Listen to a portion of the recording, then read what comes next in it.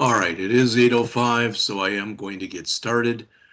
Let's see.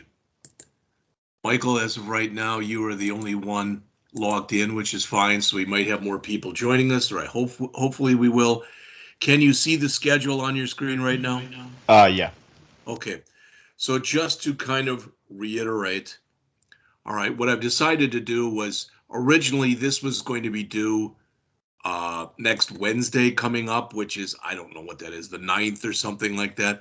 I moved it to the 13th. So this is where we are right now. Everybody by now should have the work turned in for chapters 1 to 7. I will be grading that stuff this weekend, and ideally, at least, everybody will have all of their grades up to date by the time we come back to class on Monday. All right.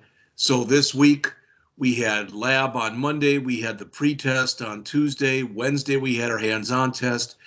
Yesterday was kind of a hybrid between these 2 days. I went over the first half of chapter 8 and I went over chapter 9. So what we're going to do today is about 3 things. We also may end up getting done early today. All right. And especially if you have to shovel or whatever, that's probably a good thing. I know I was out twice yesterday for about a total of 3 hours, and I'm one of the few people in my neighborhood who actually has their driveway shoveled. So, um, what we'll do today is first I'm going to go through 2 different example programs on arrays, 2 more, one console, then kind of rewrite pretty much the same program as a GUI. Then we will finish up chapter 8, talking about the collections part, which is the last 15 or so pages in the chapter.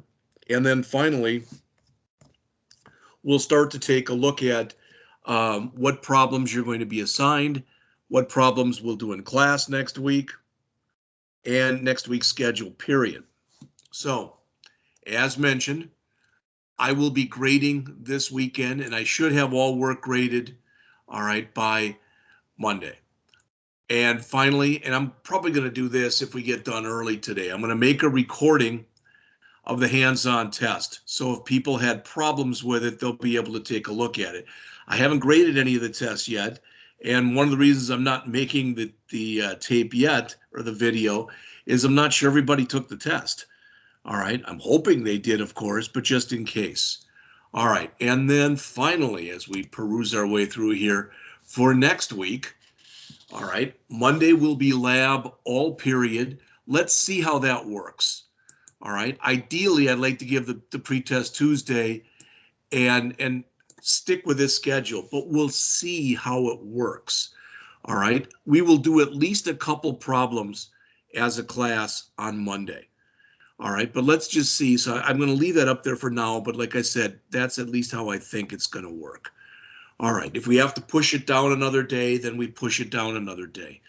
But what I want to make sure we do is by the time we have our next break, if you want to call it that, which is going to be 2 weeks from Monday on the 21st, I want us to be through the first 11 chapters and ideally have us started on chapter 12.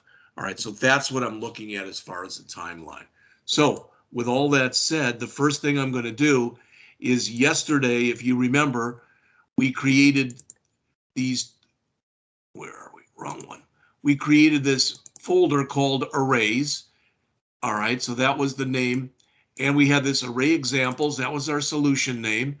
And I made a test scores console and I made a test scores GUI. So I'm going to open that up and I'm going to start creating a couple more. All right, so let me close this. I shouldn't need any of this stuff open at all today. I did send this out yesterday. And as I update this today with 2 more projects, I'm going to send it out again later on today. All right.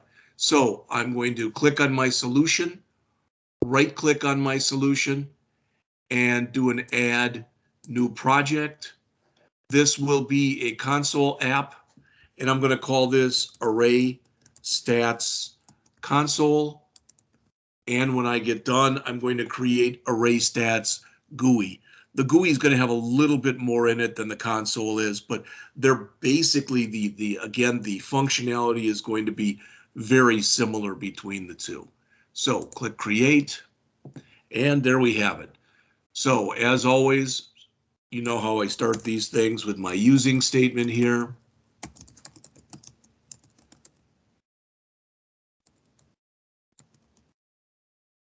And we'll put in just a simple comment, a simple comment here that says C#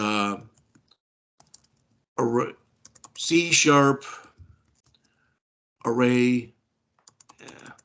C# console program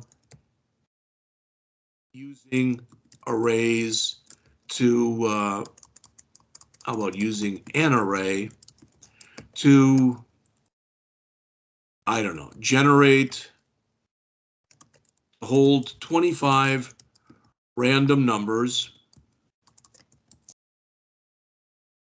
between 1 and 100 and print out some associated statistics. All right, that's fine. Don't want to go nuts with that. So, all right, and I am going to come in here and I'm going to declare. I'm going to come in here and I'm going to declare some constants. In fact, what I think, right, what I have in front of me right now, I've already done this one. I think I'm going to write it twice. All right, the first time I'm going to make it totally unmodularized. And what I mean is that everything is going to be put under main. That's what I've got right now, but then I'll go back in and I'll modularize it. All right, so to start off with, as always, I'm just going to come in here and put in declare and initialize program constants. And I'm only going to have one. I'm going to call it max size because that'll be the biggest, basically the number of array elements. So I'm going to set it equal to 25. Again, number of array elements. Max size isn't the greatest name, but again, if I decide later I want to make it 50 numbers or 100 numbers or whatever, I can just change that number right there. So let's see. So when we come in here, we'll also declare and initialize our program variables. And I'm going to have, I don't know, a half dozen or so. Int bracket numbers equals new int max size, int smallest, and the smallest number we can have is 0. I'm sorry, it's going to be 1, and the largest number we can have is going to be 100. So I'm going to set this equal to 101, and I'm doing that so that I can be 100% assured that when I first enter the first number in here, it'll automatically become the smallest. And I also want the largest.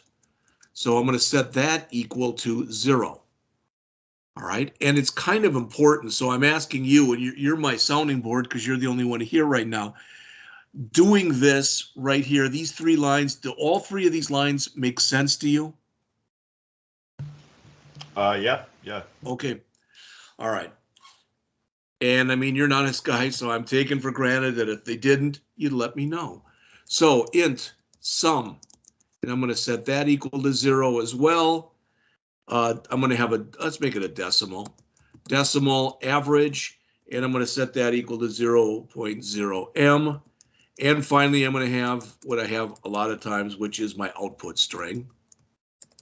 And I'll set that equal to the empty string now, because again, I'm a little squirrely about this.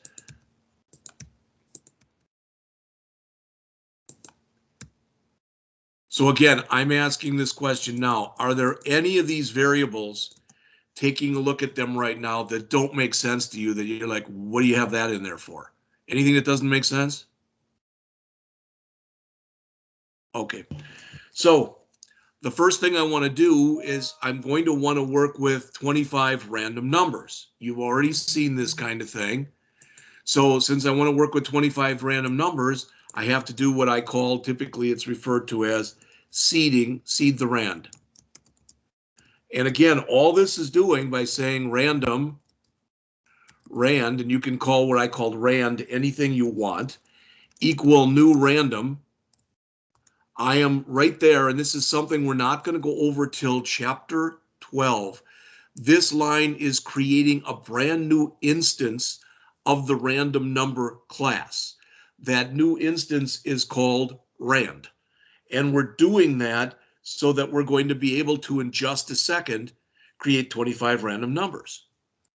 All right, so I'm going to come in here, and again, I'm going to fill the array with 25 random numbers, each number between 1 and 100. So now that I look at that, what I really could have done right here, if I wanted to, is I could have come in here and said const int min num, my minimum number, equals 1, and const int max num. I didn't do this, but I'm going to do it now because I think it's a little cleaner. All right, so that's my minimum number. So that'll be the smallest random number. And max num is going to be equal to 100. And again, that will be my largest random number.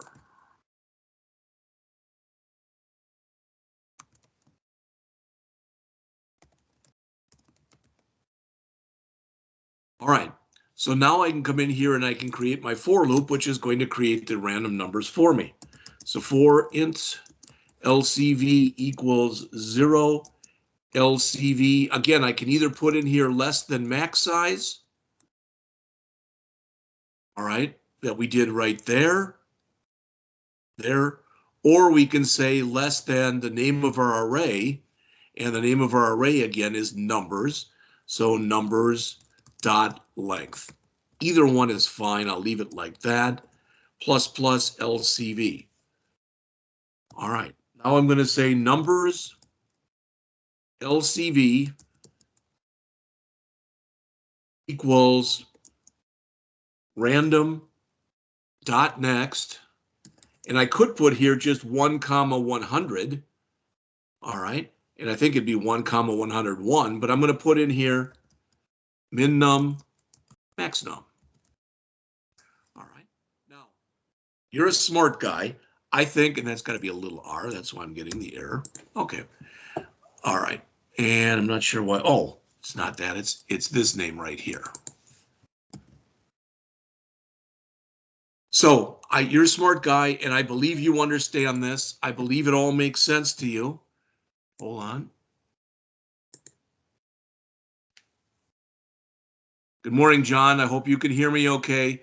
I'm creating today. I've gone over what we're going to do today, and I'm in the middle. I just started creating a brand new C# console program. As it says, it's going to use an array to create and hold 25 random numbers between 1 and 100, and then print out the largest, the smallest, the sum, and the average. All right. So we came in here and started the new project.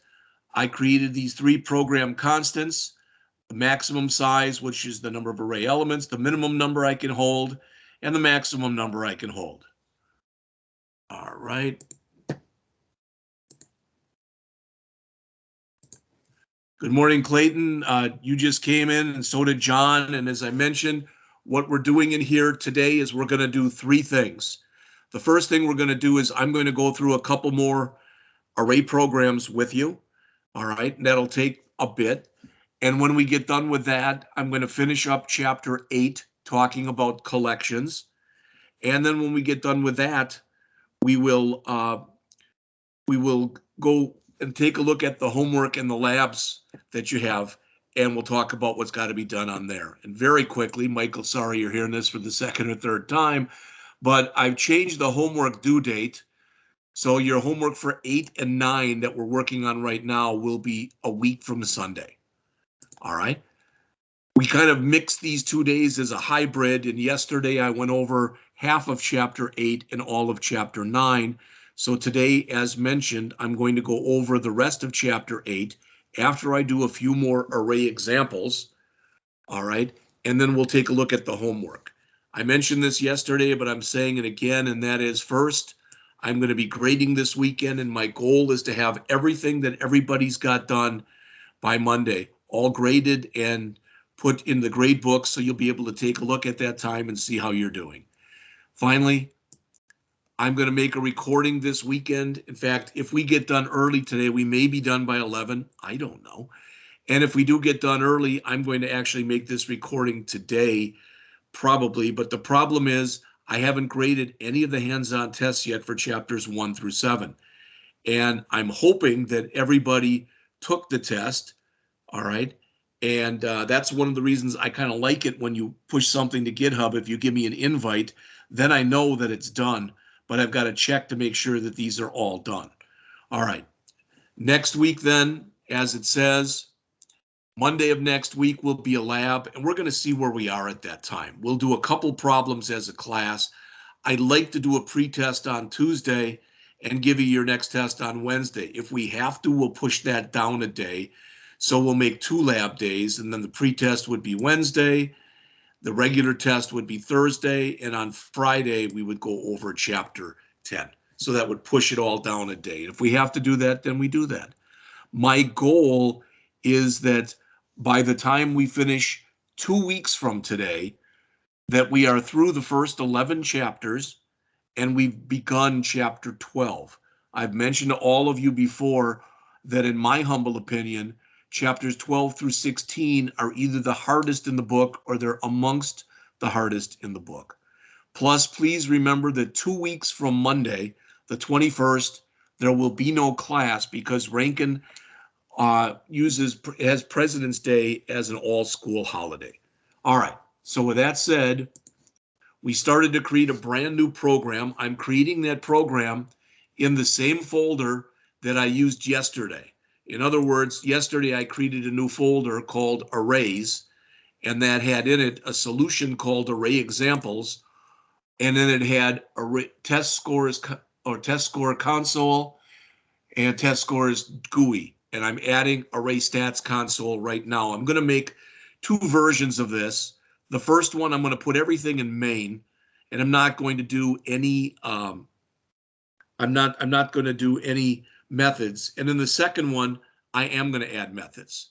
All right, so I'm going to redo it with methods. Finally, I'm going to go back and create an Array Stats GUI that'll have the same functionality, but it won't be exactly the same as this console one. All right, that should bring everybody up to speed. If somebody else joins us, I'm not going to run through that again. All right, but so this is what we've done so far. All right, I brought in my using static system.console, added a quick little comment right there that you can see, created 3 program constants, max size, which is my number of array elements, min num, which is the smallest random number we'll generate, and max num, which is the largest random number we'll generate. Okay, then I came in and under main, remember we're doing everything in this first iteration here right under main. I have numbers, so this is my array. This will be the smallest number that's in the array. This will be the largest number that's in the array. This will be the sum of all 25 array elements. This will be the sum of all 25 array elements divided by 25. And this will be the output string that I use to literally output everything. And again, smallest is set to 101. That guarantees that when we create our first random number, it'll become the smallest one. Largest is set to 0, which guarantees that when we run through this loop right here, that the largest number that we're going to have is going to be the first one that we generate. All right. Then we came in and we seeded the RAND. And I mentioned this and I want to say it again. This is something you're going to learn more about in chapters 12 through 16. What we're doing right there in line 29 is we're making a new instance of the random class. The random class, of course, is what we use for working with random numbers. So we are saying, hey, I want a new instance of random. I want to call it rand. And rand, again, is a new random. All right, so that is instantiating a new instance of the random number class that's going to be called rand. All right, then we're looping 25 times. And as I mentioned, we could either do it like this right there, or we could have said LCV less than max size. They would be the same exact thing. All right. So just so you see this, all right. Let's see, what's the best way to do this?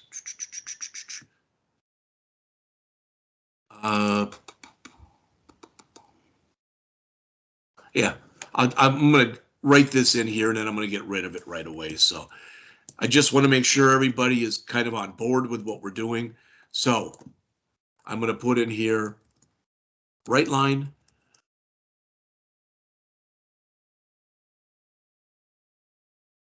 array, element, number, and we're going to put in here LCV plus, plus 1. All right. Is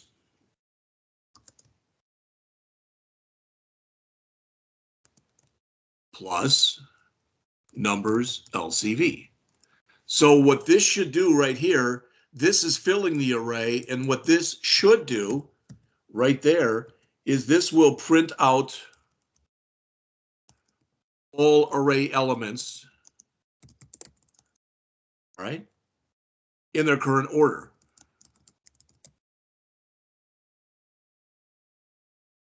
All right. So we can do it like that. There's a lot of ways that we can do this. The other thing I can do if I wanted to, since I did make this output string here, probably look a little nicer, is I'll just leave it the way it is so you can see it. All right. So File, save all, and then let's come in here and run this. Oh, it's probably gonna go off the screen because I don't have a read line in there. So let me reset. So this is array stats console. That will be my start project, and come in here and do my read line. All right. So there's my numbers. Okay. Now I'm asking this, is there anything that I've done in here thus far? Is there anything I've done that doesn't make sense to anybody? Anything that's in here? Because this is your time to ask if something doesn't make sense. All right, then not hearing anything, what I'm going to do is, because right now it works, but I've got 25 lines of output. So I'm going to change this. All right, and what I mean is I'm going to come in here and I'm going to say output str, my output string, equals, and I'm going to say the array in its original order. All right, so I'm going to put that in there. And then rather than doing a write line and doing it like this, I'm just going to print out the numbers. All right, so I'm going to put in here numbers LCV. All right, and I want to add that to the output string. So output str plus equals. Tell you what, let me put a \n at the end of this.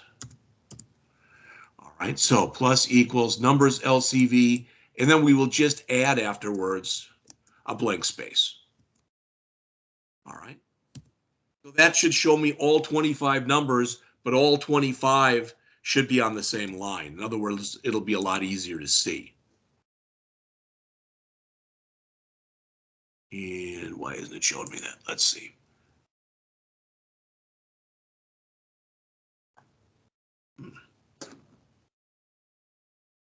Numbers LCV plus, well, looks right to me, but let's save it and try it again. Oh, I'm never telling it to show the output string. That would probably be nice.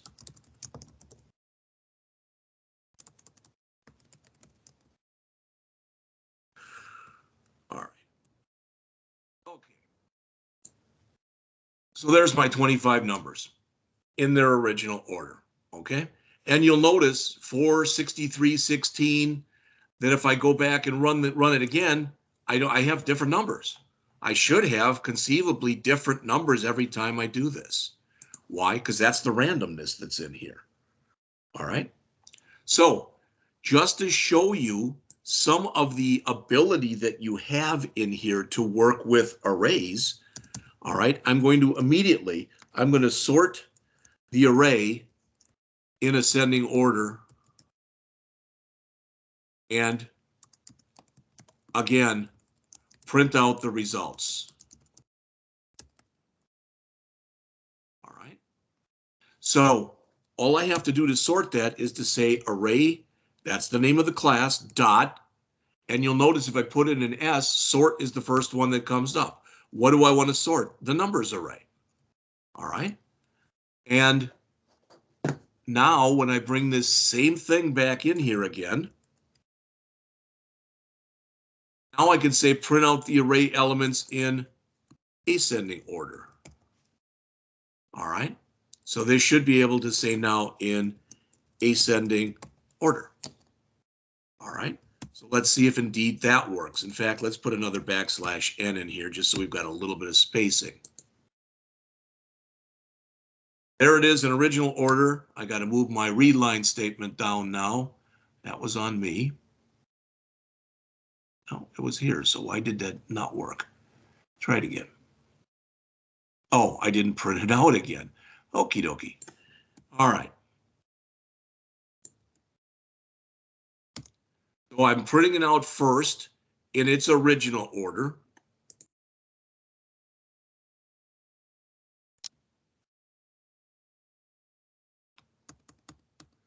All right. Then I'm sorting it into ascending order and printing it out again. So let's see if that worked. So there it is in both the original order and the ascending order. And you'll notice, because I didn't put anything special in, notice 42 repeats, 69 repeats, etc. That's totally legit. All right, not a problem with doing that at all. All right, so let's stop the run here. And I want to look at something here. So I want to just put in a line of code here that I'm not going to use, but I'm going to say array dot. And you'll notice there's also a reverse. All right. I'm not sure if this works or not, but if it doesn't, I'm going to show you another way that you can do this. I don't think this is going to work the way we want it to work. All right. So I'm going to just grab everything that's in here.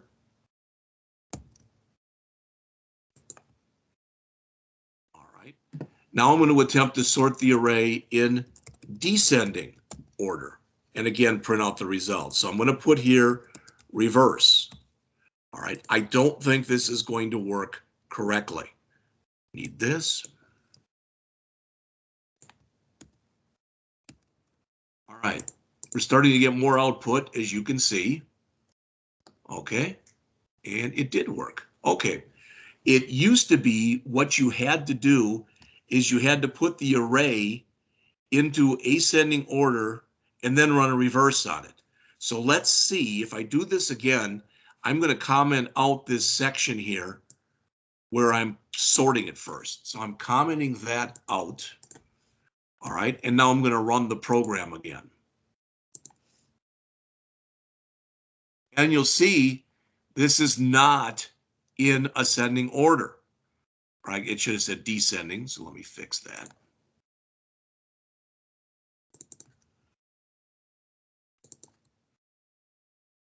Is it just DE?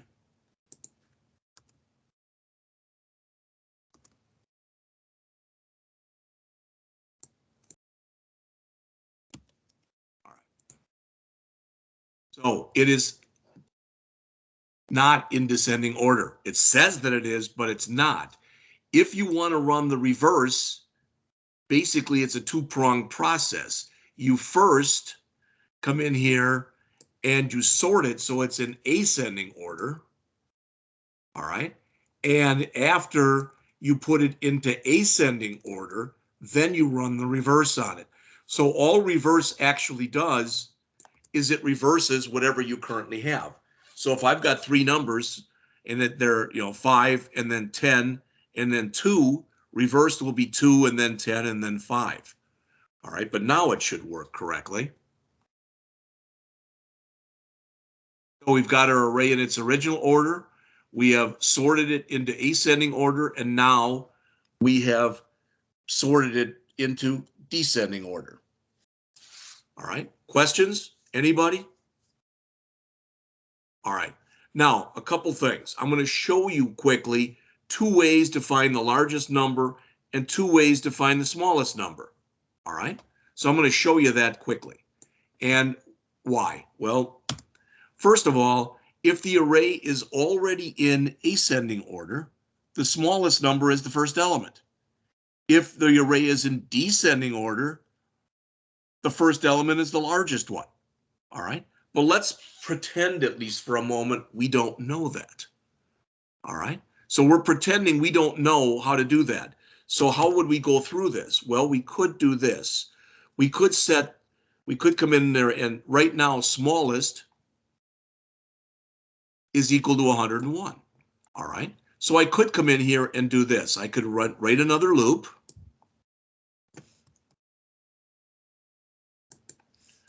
Put that loop in here, and I could come in here and just say this. If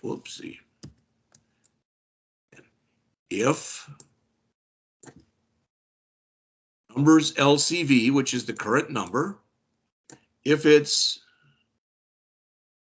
less than smallest, I know I've got a new smallest. All right, so I can just come in there and say smallest equals numbers LCV. And that'll work just fine. In fact, while I'm at it, I can just copy this. And I can come in and say, whoops, try it again. If numbers LCV is greater than largest, then largest equals number LCV. So once I fall out of this, I can now come in here and I can say, I'm going to add print, whoops, I need a comment there. Print out largest, smallest, and largest array element. Put that in there, and I'll say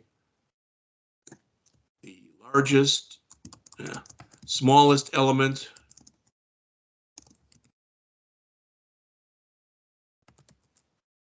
all right, and we'll put a \T there, and then add to that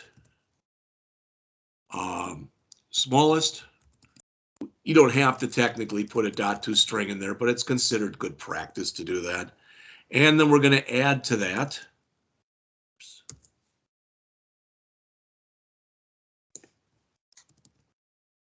so we'll put a plus equal there, and this will be the largest. And that will be largest. All right, so we run it again. I forgot to do my right line of my output string. So I'll add that now.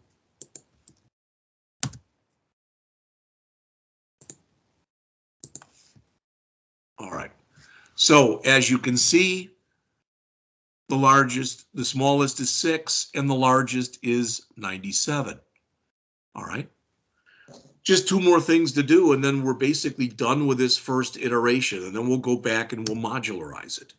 Now, what if we didn't want to do it this way? We don't have to, and you already know this. All right, so what I could do, where I've got print out the smallest array element, I'm going to grab that code. Since I've just sorted it, and I know when I do this, I already know what my smallest one is. All right, now I can just come in here and I can say output string, and I'll put in here plus equals, and I'll say the smallest array element. All I have to do is say numbers 0. And hopefully what I just put there made sense. So what I'm saying is I've just sorted this and I printed it out in ascending order. Since it's an ascending order, that first array element has to be the smallest one. All right. And I'm going to just grab this, copy it. And again, after I do the reverse, all right.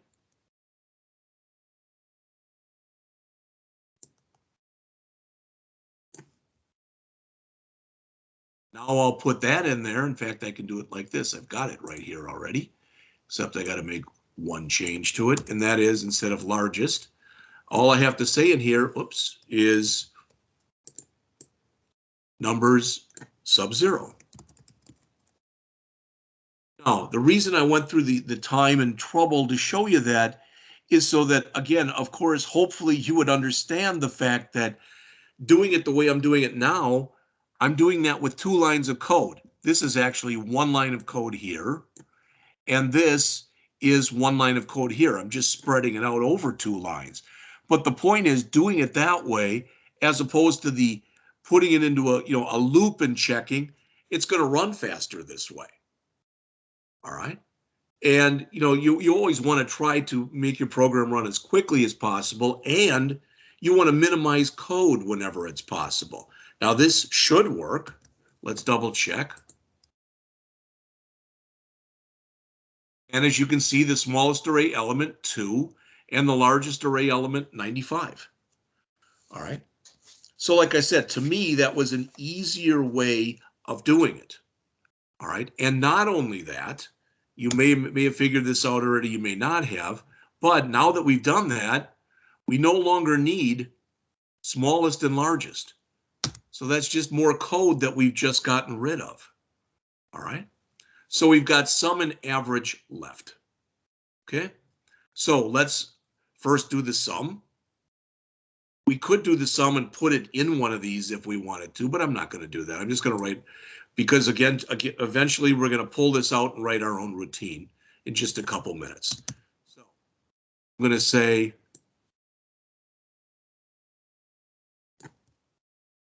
sum all 25 array elements.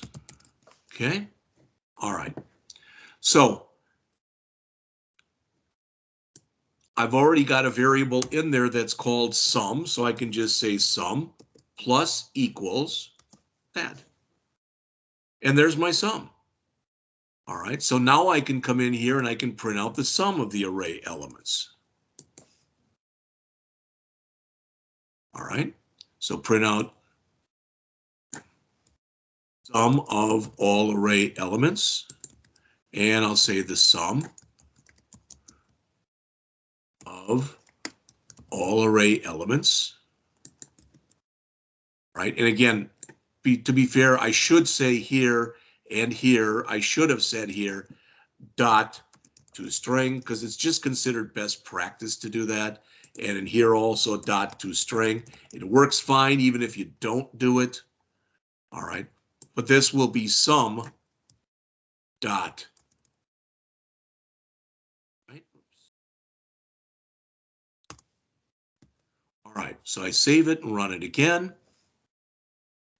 And of course, again, I forgot to print out do a right line of my output string, so I will do that now.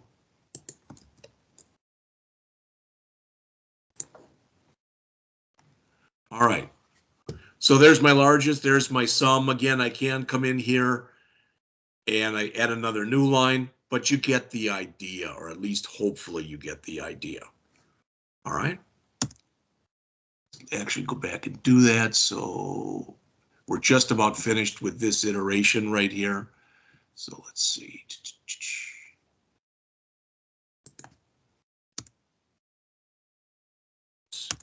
Put that in there. And we'll put that in there. And I will add that. All right. Now that I've got the sum, I can very easily figure out the average. All right. And I don't need to loop or anything like that. Okay. So I'm just going to come in here and say, oops, doggone it. Calculate average of all 25 array elements. And what is that? AVG is equal to the sum divided by either numbers.length or max size. Now, when we do this, hopefully at least you can already see a problem with it. And that is I'm dividing sum, which is an integer, by max size, which is an integer. So I want to really come in here and either cast this one to a decimal or cast this one to a decimal or both. I'll just leave it like that. All right. And then finally,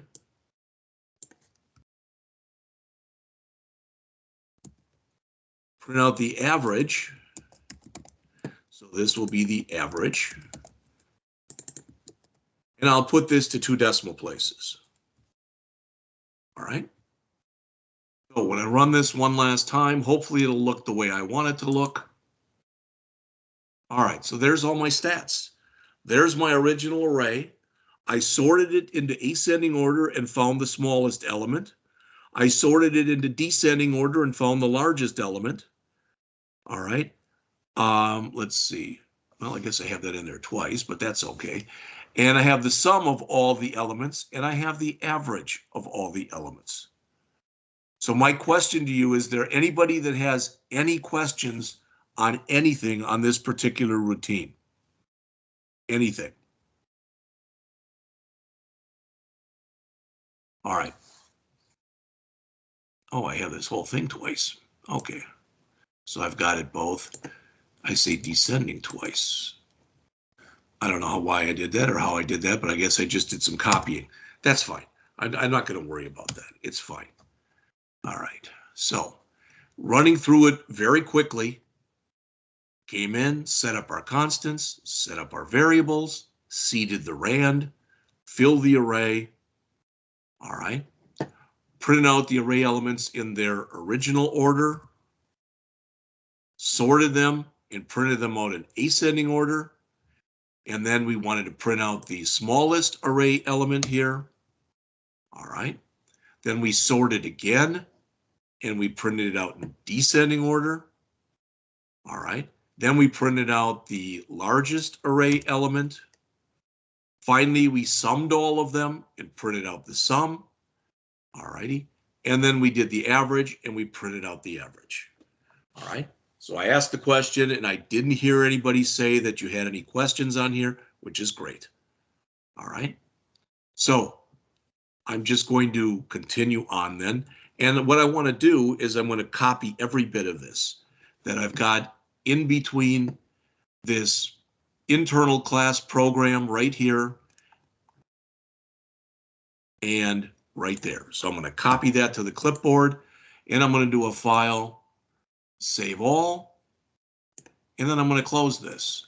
Why? Because I'm about to create another instance of it. So I'm going to come in here and do a solution, add, new project. It'll again be a console, and this will be array stats console, and I'm just going to call it modularized. It's a long name, but it's fine. And now I'm going to come in here and I'm going to put in all the code that I had. Now I'm getting that error on the right lines because I've got to remove this and put in my using static system.console. And what I'm doing here is it's about time that the instructor practices what he's been preaching to you. What I mean is I want to be able to come in here and have main be a driver. All right. So the first thing I want to do is I want to fill up my array. Okay. Well, we've already been doing that in here, but after I do random rand, I'm going to pull out this code that you see right here. All of this. All right. So that's printing out I can print it out too. That's fine. And we'll do it like that. So I'm going to do a Control X to get rid of all that. And now that I'm doing this, I'm going to call fill array. And I'm going to pass the array into it. So I'm going to pass in numbers. Now I'm getting the error because, of course, I haven't written fill array yet. So I'm going to write that right here. So this will be static void fill array, and it's going to need the array passed in, so int bracket bracket numbers. Now we don't have to call it numbers, we could have just called it n or whatever, but now I should be able to put all that in there. All right, now it's giving me an error on output string because output string was defined up here. All right, so all I have to do really is just, I'm going to do a copy here, and I'll put that up on the top of the routine like that.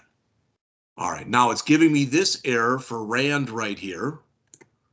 All right, well, that actual rand number that this thing, the seeding the rand, okay, I'm actually doing it inside of this routine, so I can put that here. No errors that I see. All right, and now I'm starting to modularize.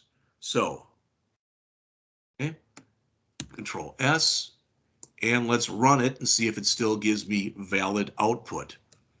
All right, and as you can see, it does still give me valid output. All right, now, why am I doing this?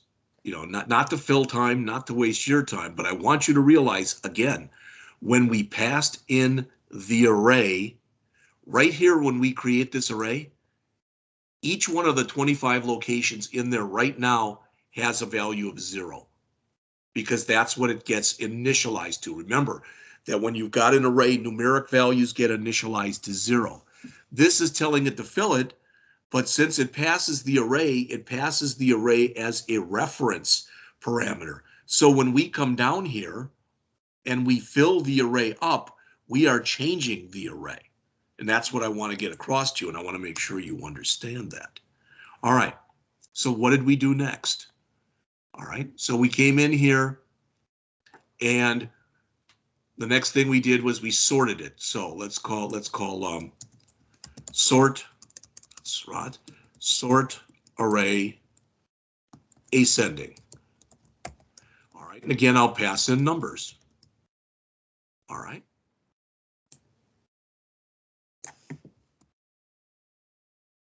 And I'm going to come down here and do another static void sort array, and I can't just say numbers. Again, it'll be int bracket bracket numbers. All right. And now I can find all that stuff in there for the sort, and that's right here. Okay, I'm not going to worry about the smallest one right now, so I'm just going to do this. Now I got to come in here and say string output str equals double quote, and there we have that. So now we've got our sort ascending right there. All right, and I'm making sure, so I've got no errors. I'm going to run it again, and my ascending works. All right, so again, not like this is impressive, but I'm modularizing this before your very eyes. All right, now that I've got the sort ascending and it's in ascending order, I can now do a sort descending. Descending. And again, I will pass numbers. All right, again, I'm getting the error because I haven't written that yet, so I'm going to put that down here. Static void sort descending int. All right, bracket bracket numbers. And I will grab that code that was down there to do it descending.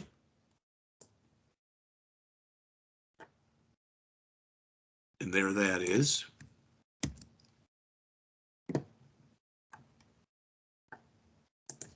Again, I need my string output str. Now, when I run this, I'm probably going to have 2 logic errors in here. That's why I'm doing it the way I'm doing it. So let's look.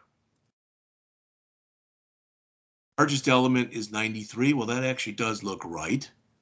The smallest is 2. That does look right. But what I should have done here is right now in main, my driver, what am I doing?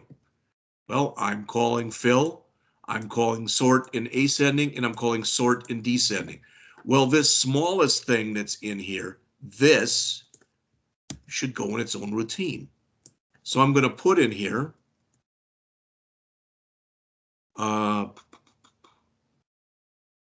display smallest array element. And again, I'll pass in the array. Come down here and write that.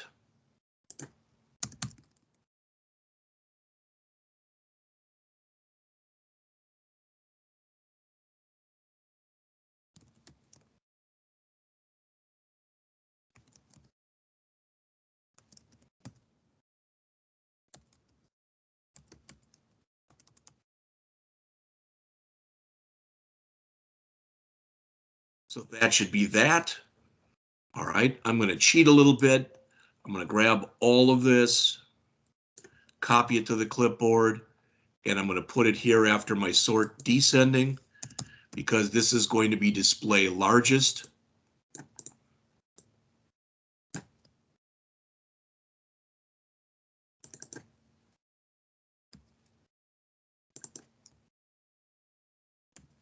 All right, that should be all I have to do.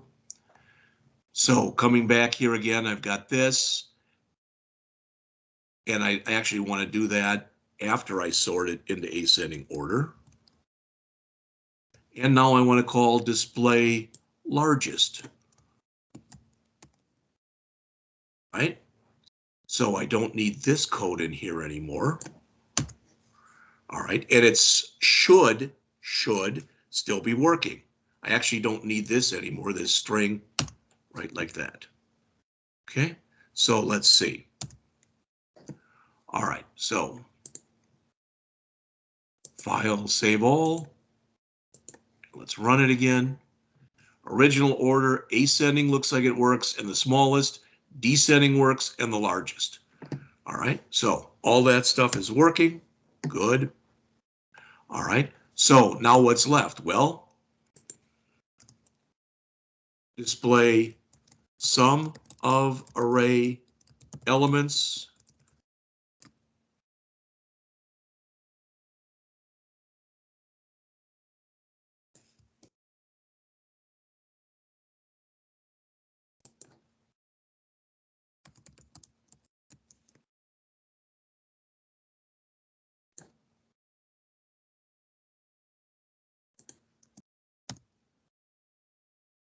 And grab that stuff. I'm not worried about this. All those errors are going to go away in a minute.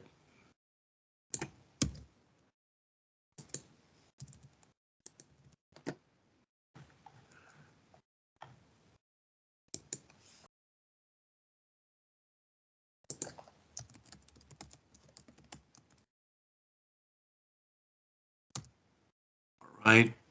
And of course, we need to create a variable to hold the sum. Okay. So I can come in here and say int sum. Just set it equal to 0. That's fine. All right. So that'll fix that. And again, I can come back up here again. And now all I have to do is the average.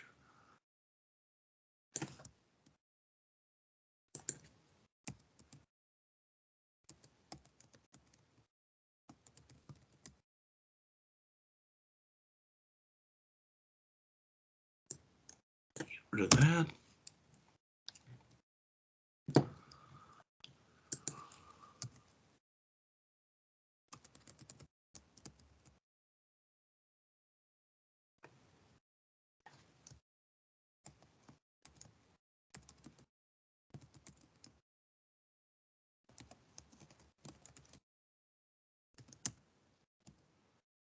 There's that. Again, I'll have to make a couple changes in here, or additions, I should say. All right.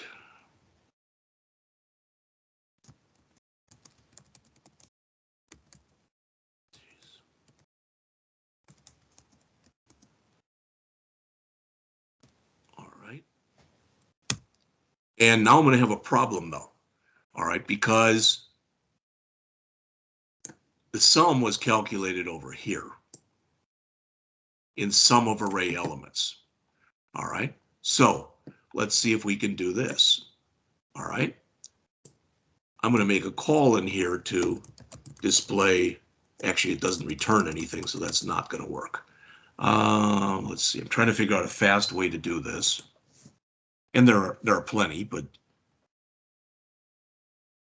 actually, I think what I'll do is I'll figure out the average right in here, just want it and print it out in there.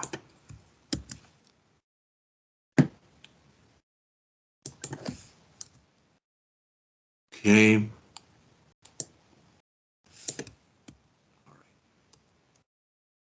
And again, the average is the decimal. All right, so we've got all that. Let's see. Average equal decimal, sum divided by decimal max size. That's good. So I've got the sum.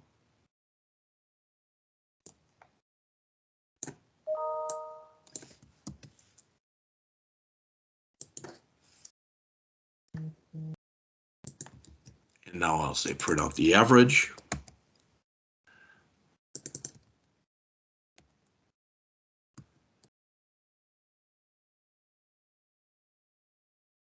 Okay. All right, so now I don't need this routine in here anymore. So I'll get rid of it. Now, why am I taking the time to show you all this? There actually, believe it or not, is a reason. First of all, what you'll notice in here is I no longer need these. So I'm down to just one variable in main. So it's one variable that I'm passing around all over the place. Next thing to notice is I'm passing numbers into every single routine that I'm using. Well, I've got 6 routines in here, and if I am passing the same variable 6 times, then I'm probably better off taking this and making it global. You don't have to do that. All right, but now I don't need to pass in anything here, or here, or here, here, here, here, or here. I'm getting all those errors because I've got to go back in here now and remove these. I'm not sure why it's giving me an error. We'll fix it in a minute, though.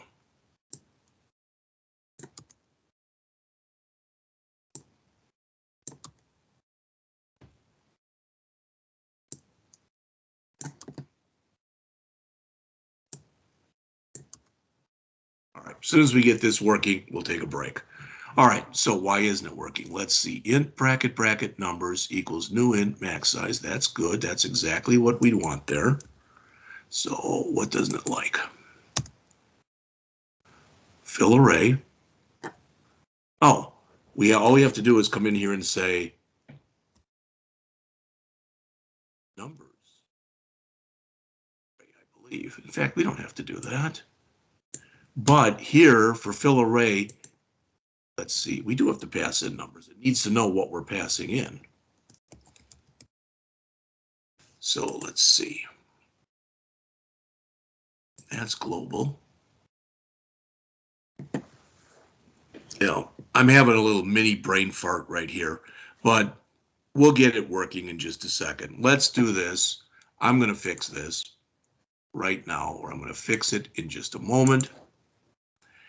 So it is 9:05. So let's take 10. All right. Break starts right now. Come back, please, at 9:15.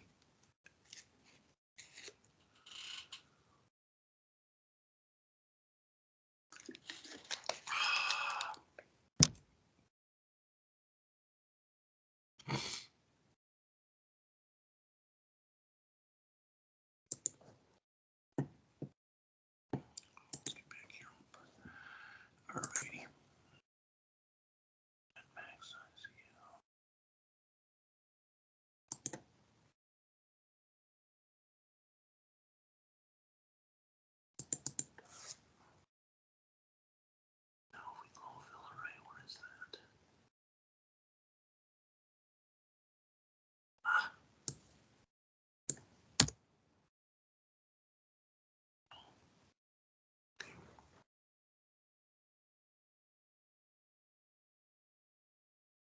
Oh, that's all.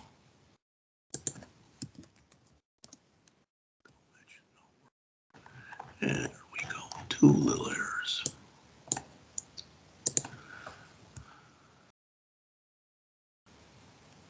Why is it printing that twice? I gotta look at that.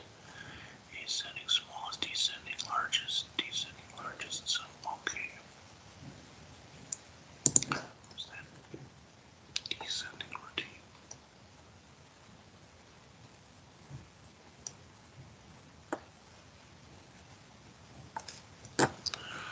For A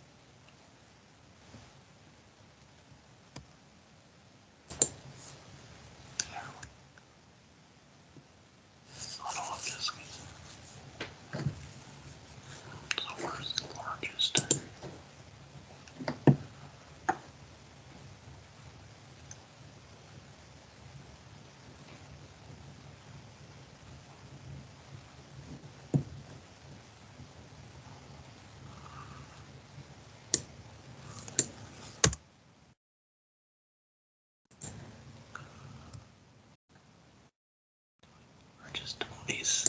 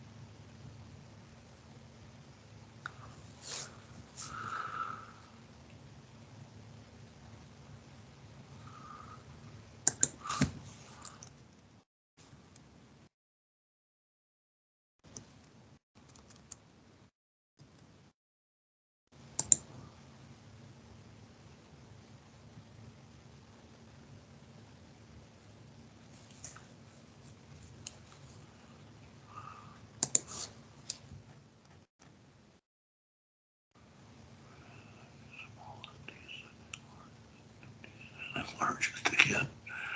Unbelievable.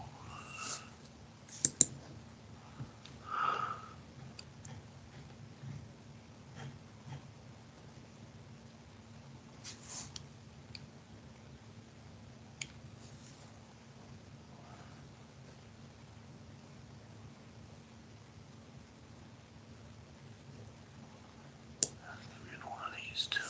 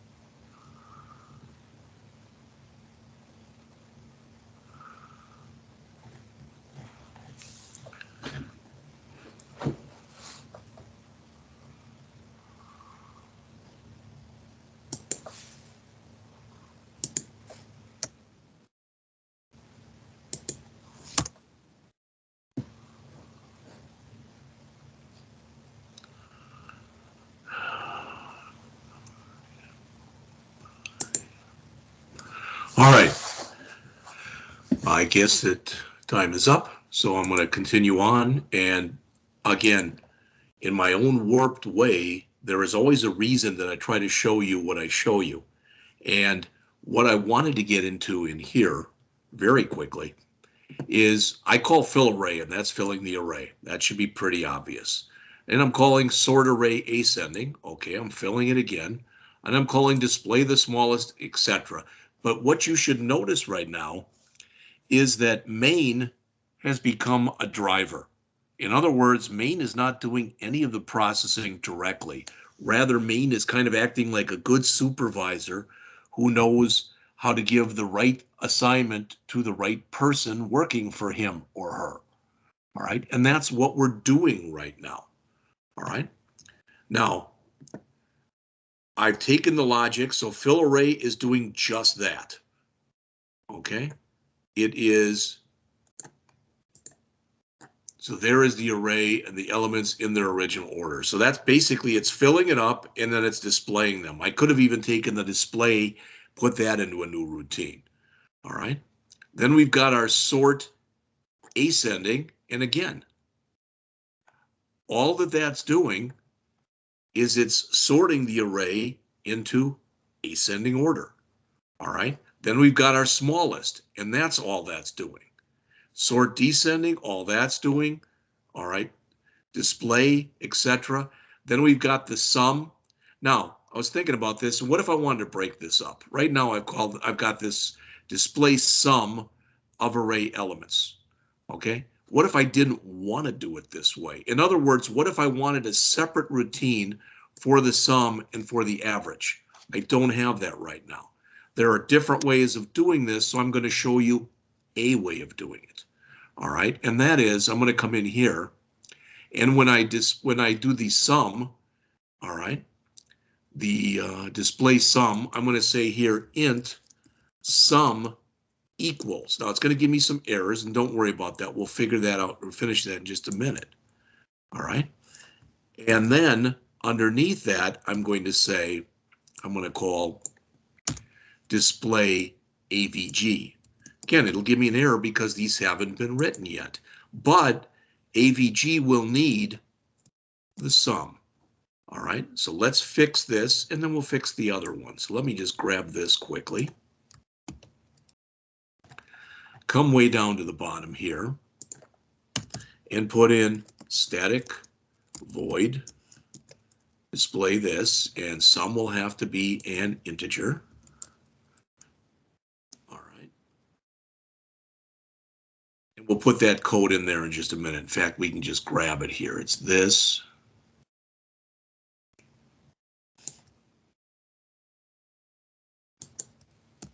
Don't worry, we'll fix all the errors in just a second.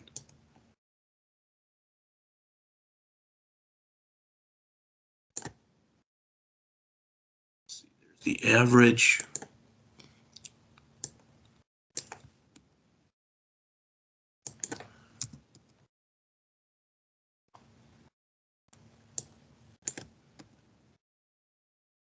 All right, it's almost fixed.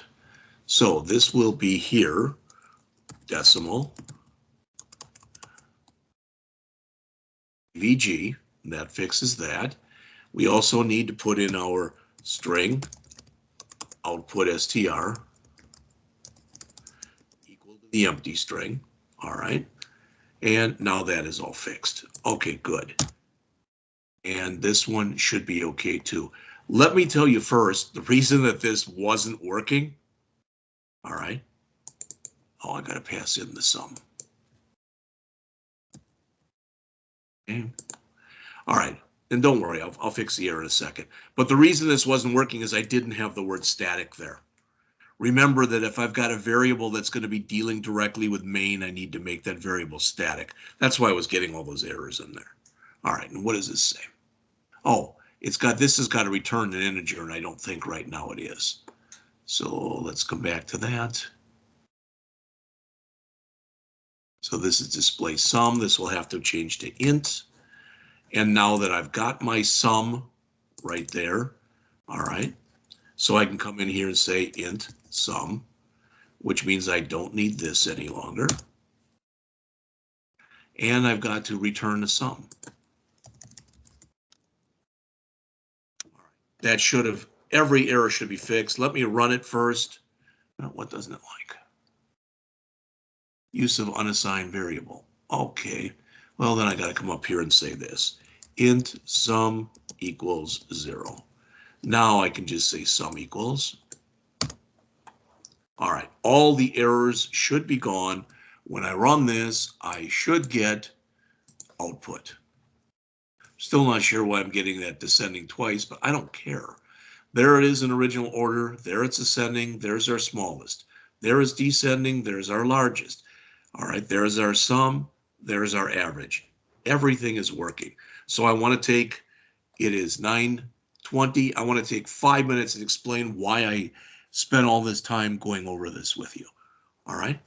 So since we are using the array in every routine or in virtually every routine, I made it global. When I say global, I made it global to the program, to this class right here. All right.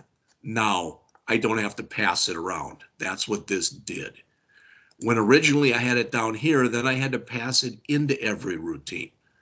There's no firm and fast rule over what to make global, what to make local, etc., how you do that, etc. All right. But my kind of, little thing is if I find that I'm using the same variable and I'm using the same variable in multiple routines, then I start to think about taking that variable and making it global. Now, what you may hear from other instructors, from other courses, from other books is don't make anything global. All right, everything should be local and it should be passed. That's actually a good philosophy. But that said, the reason I did it is in this example, I'm basically using the array in virtually everything that's here. That's why I did it that way. All right.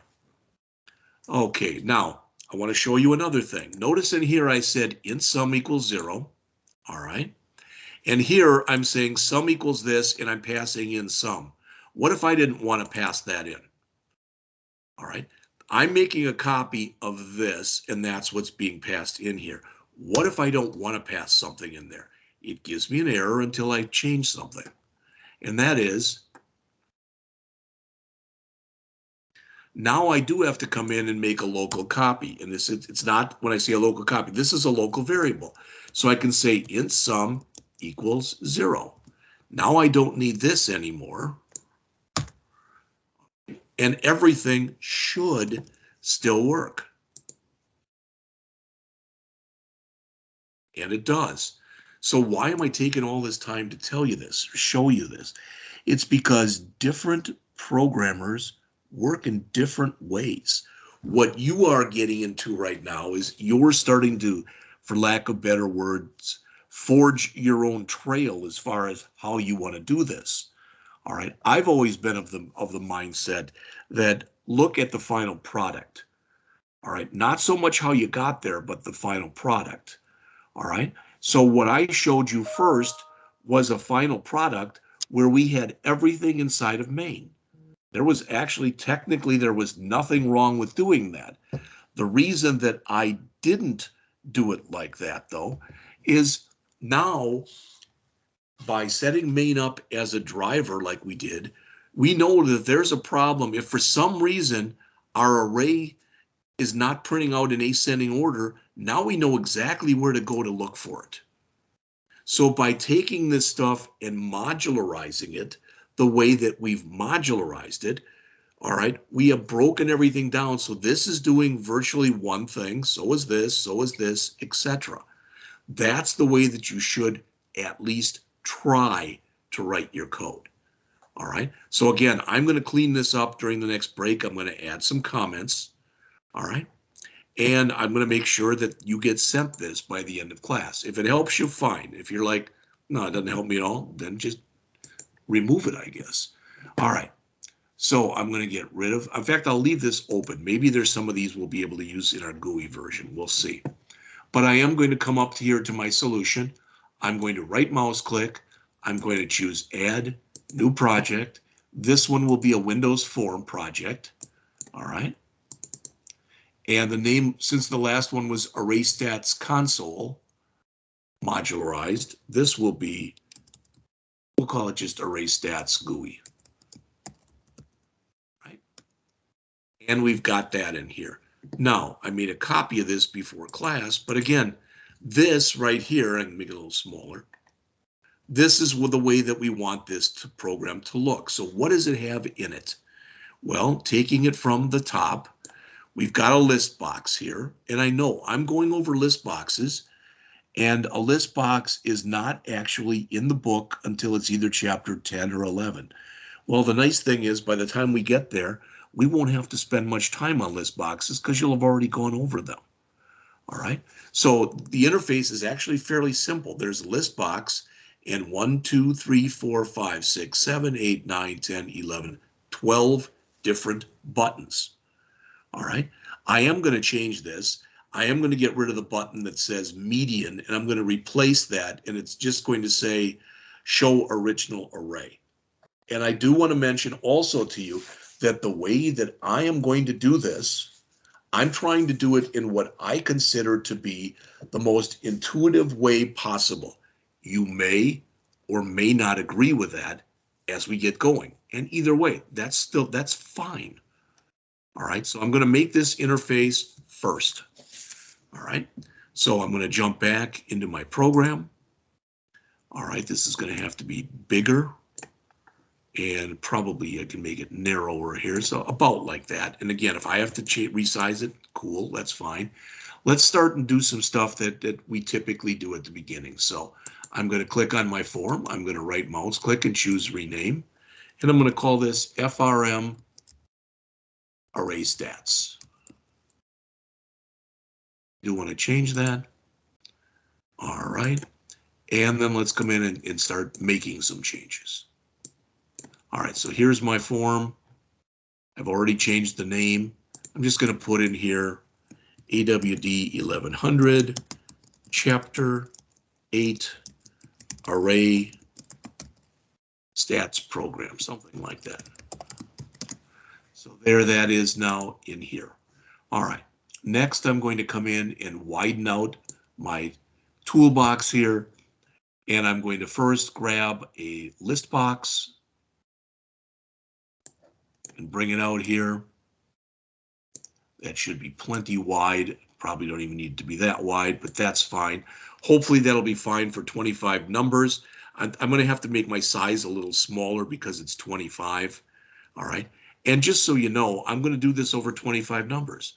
And I'm going to create a constant that's going to be called max length that I'm setting equal to 25. Well, when you're first doing this and you're going through it and you're starting to run it, you might want to make max length 5 because it's much easier to test 5 numbers as opposed to test 25. All right. Okay. So let's change the name of this right away. It's list box 1 right now. Let's just call it LST numbers.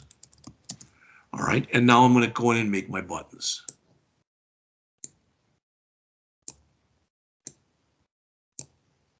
Should be plenty big. All right. 12, 11, 10, 9, you're getting the idea here.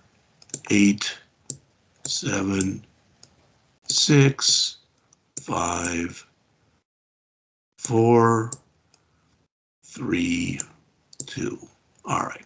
Size them out or move them so they look that looks pretty well spaced. It's not perfect, but it doesn't look terrible either. All right, I'm going to move that over, and I'm going to move this over. All right, then as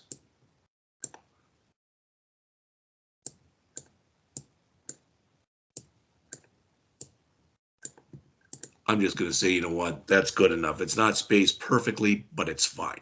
So Control A, and let's lock that into place. And as I always do, let's go in here and change the background color. All right. Now, one thing in here, I can come in and I can, you know this already, but I can come in here and I can set a cancel button. I can set an accept button, etc. I really and truly, I guess, don't have to do that. There may be a reason that I want to do that. All right. But I really and truly don't have to do it in this case. So I'm just going to leave those blank. All right. Same thing with a tab order, but I will set up a tab order anyway.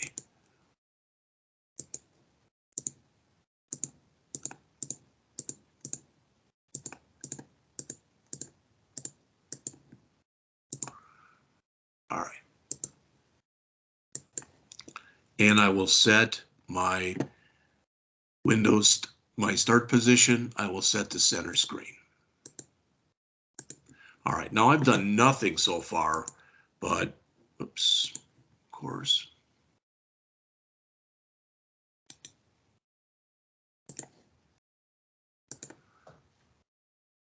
But there's my interface. Okay, and that looks okay to me. All right, so next thing I'm going to do is just highlight all my buttons, and I'm going to change the size here of my text.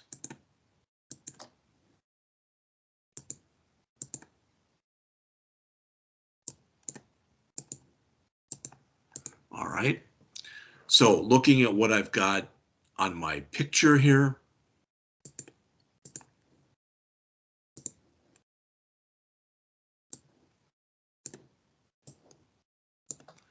all right, I want new numbers And I'm going to change around this order a little bit so that it makes sense to me. So I'm going to have here, I'm going to change this one. I'll make it new numbers. So BTN new, I'll just call it, yeah, new numbers is fine. Might be a little bit too wide for that. If it is, I don't really care. So I'll change the actual text in there to just new numbers. Okay, so there's that. And then I'm going to put in here, this button is going to be changed. This is going to be called BTN original numbers. I will put the actual code that goes in there, the text, to original numbers. Okay. And then, because I want this to have a little bit of rhyme and reason as far as how this is set up. So this will be sort ascending. So I'm just I'll call the button sort BTN sort ascending.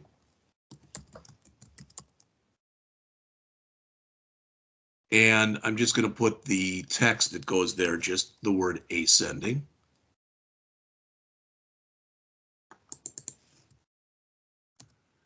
And this will be descending.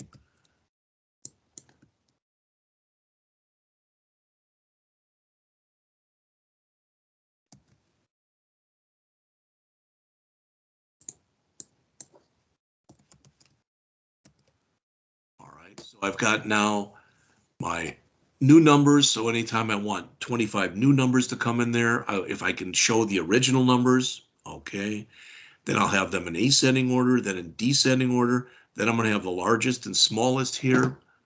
Again, the order in which I do those doesn't matter. So I'll call this BTN smallest.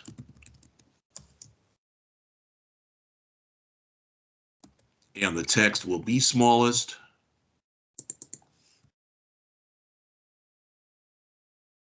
And then this one, the text will be largest. And the name will be BTN largest. All right, so we've got that. What else am I missing here? So let's see.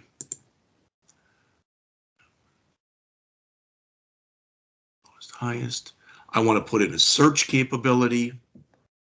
And I want my exit and range. So I need a search capability in here. So I'm going to just call this one right here BTN search.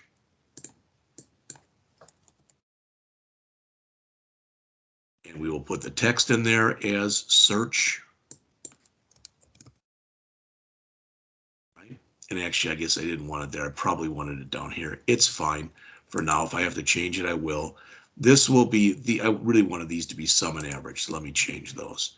So this will be BTN sum. I could just move them, but I'm going to do it this way.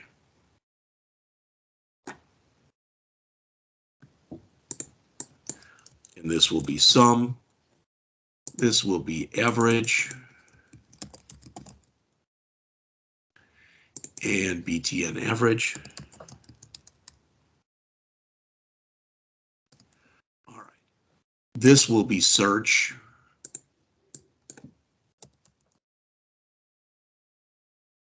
And this will say search. All right. This will say range.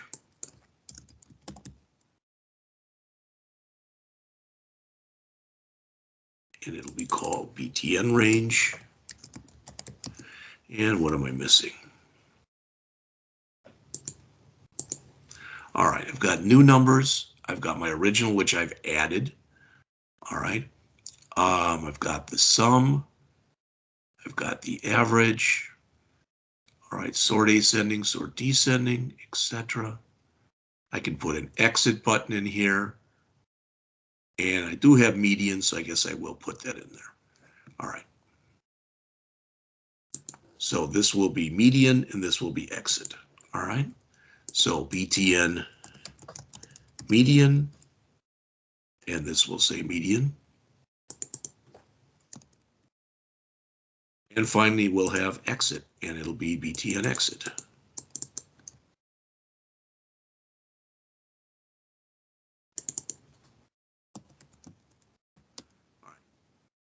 So there's our interface. Not at all fantastic, but it's workable. So I'm going to start putting in the code. Before I do, I'm just asking, as always, the question, are there any questions on here so far? Anything? All right. Then I'm going to start putting in the code. So I'm going to right mouse click on here and choose View Code. And as always, I don't need any of this stuff. I could leave it in there, but I'm not going to. I don't think I'll need any of that. So I just want to move all this over so I got a lot of room to work on my code here. All right. And that's what I'm going to do. Okay, so under the initialize component, I'm going to declare a single program constant.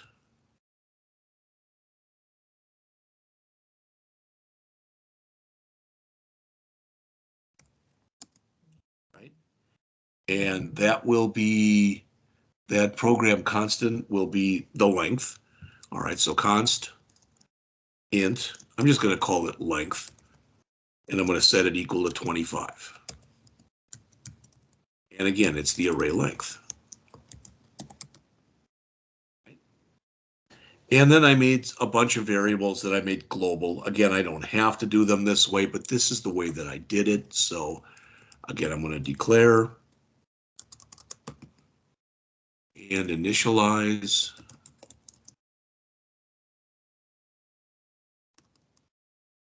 my program constants. Now I'm going to make two copies of my array, and I'm going to call the first one, I'm going to go int bracket bracket, I'm going to call it original, and I'm going to set it to new int of length. All right, that immediately made for me a brand new array that has 25 elements in it, element 0 through element 24, and each has been set up as 0. And I'm going to make another copy of this, and I'm going to type in call modified. All right, so I've got original and I've got modified. And again, I want this. Now, why do I want an original and why do I want a modified? Well, if we look at our picture, in fact, now we can look at our interface. This will give me new numbers. This, if I do ascending, and then I want to see what the order was originally, I can go back to here. So I'm going to have basically modified will be the copy of the array that I'm going to use to do all this stuff.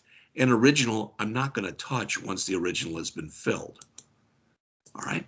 Okay, so I've got those two things. And I'm going to come in here and have another int. And I just called it the sum. All right, and I set it equal to 0. And I've got a decimal that I call the average, and I set that equal to 0.0m. Again, I'll go back and add some comments and stuff into this later. All right. Okay, so that's the first thing. Okay, so let's see, what do I want to do here? Okay, well, let's see. I guess the first one to do would be this new numbers thing. All right, right there. Now, I could put the code in there, but again, we want to have good coding practices. So I'm just going to call this fill arrays because I'm about to go in and fill a couple of arrays. All right. And this will end up being a private void fill arrays. And oops, no semicolon. All right. But I am going to put a comment in here because I'm going to comment while I'm doing it. So this method generates 25 new or 25 random numbers.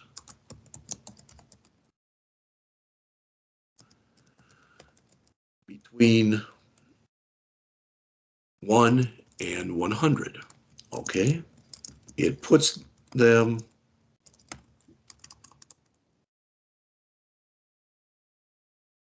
like this. As they are generated, it puts the numbers into an int array named original. Okay, it also copies each value from original into an int array named modified. Now, that's pretty good, I think, at least as far as a comment goes, because it's showing what's going on in here. Now, one thing about this, again, I could come in here and add two more constants like we talked about before. So I can say const int, and I can make min num and set that equal to 1. And that'll be our minimum number. And I can make another const int max num, and I can set that equal to 100. And I can make that my maximum array. Let's just say value here instead of number. I think value makes more sense. All right. So I've got all that. So let's come down here and write this. Okay. So as before, we want to start out with random, rand equals new random. I'm going to put a comment in here rather than seed the rand. I'm going to put down create a new instance of the random class. Call it rand. Okay, so that's what that's doing. I'm trying to for lack of better words, the program is going to be pretty long because I'm putting a lot of comments in it as I'm going. In the copy that I have, I don't have a lot of comments in there. All right. So, all right. So I'm going to come in here now, and I'm going to fill both original and modified arrays. Okay. So for int LCV equals 0, LCV is less than the length.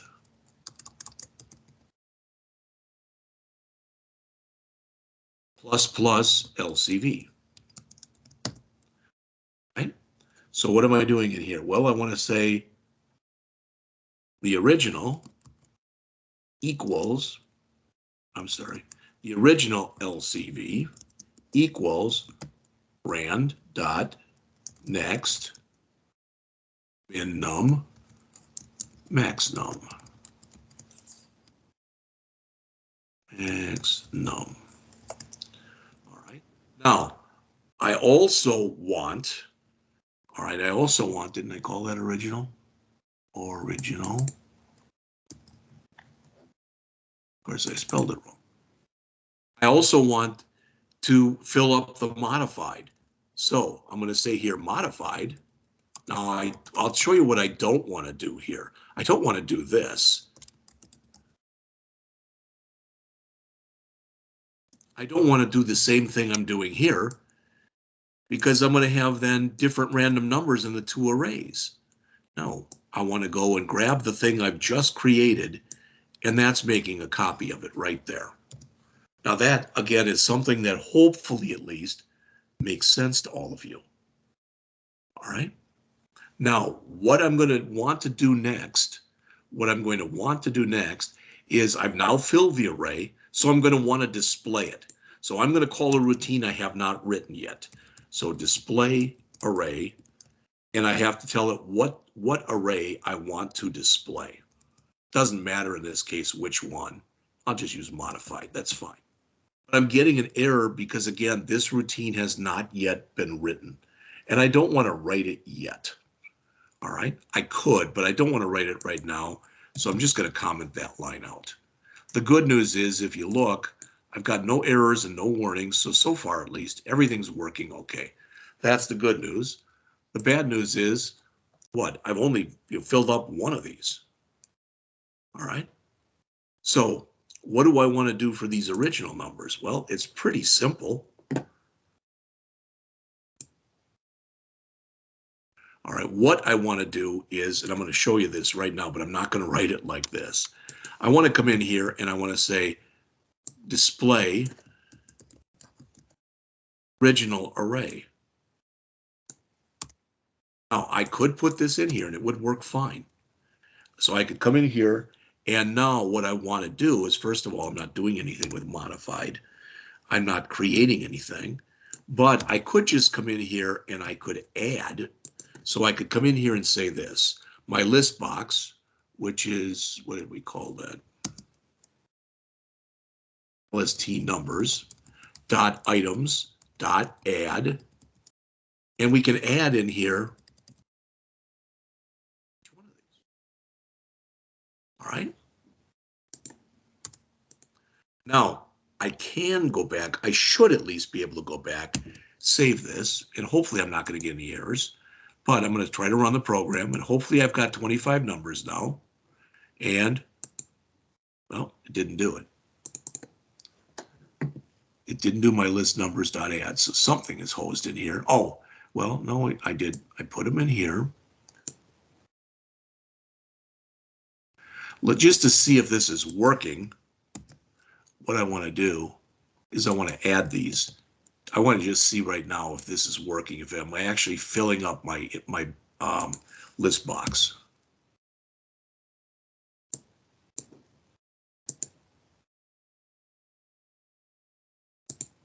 All right, so that is working. I can make the numbers bigger. That's good. So I am getting those numbers. Good. That's a start. All right, I'm going to comment that out because I want to write a generic routine, because so many times I want to do this where I loop through here and I want it to print something. All right, I want to do that a bunch of times. So again, what I want to do in this original numbers rather than this is I've got display original array. So I'm going to call in here the same thing. So display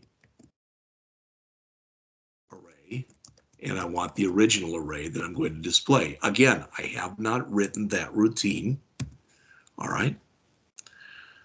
So maybe we'll go write that one next, just so that we have it. All right, I got to go look through my stash here because I have written it, but I think I put it way at the end.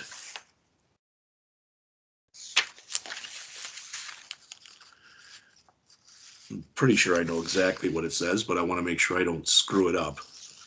So let's see, display, where is that?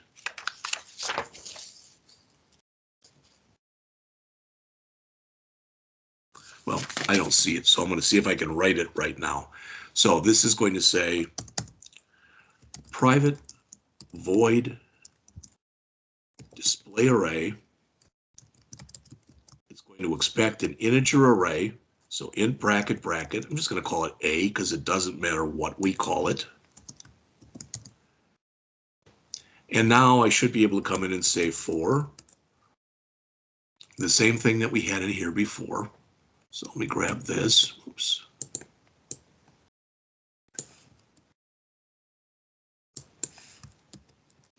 So go through here and I want to add just like I showed you before, but I foolishly removed it.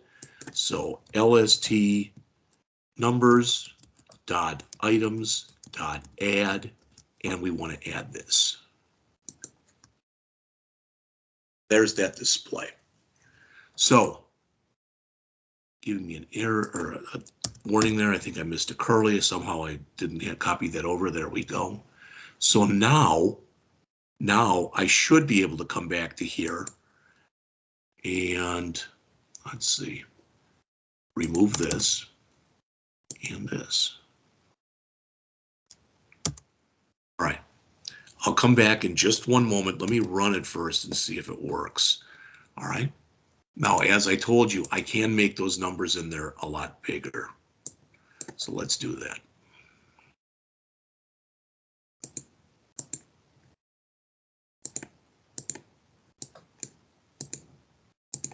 All right, so I'm going to come in here. Right now it's showing me nothing. New numbers. There they are. Okay, 1, 2, 3, 4, 5, 6, 7, 8, 9, 10, 11, 12, 13, 14, 15, 16, 17, 18, 19, 20, 21, 22, 23. Wow, that's almost perfect for the size. Now, when I click this, it looks the same. But here's the problem. It added the same numbers again. So I've got them in there twice. All right, hopefully what I just said makes sense to you. Every time I click this, it's bringing in new numbers. So now notice I've got them in there 5 or 6 times. Well, I don't want that to happen. How do I fix that? I'm going to show you right now. And that is when I come in here and I write the routine in here to display the array, the first thing I want to do is clear out any contents currently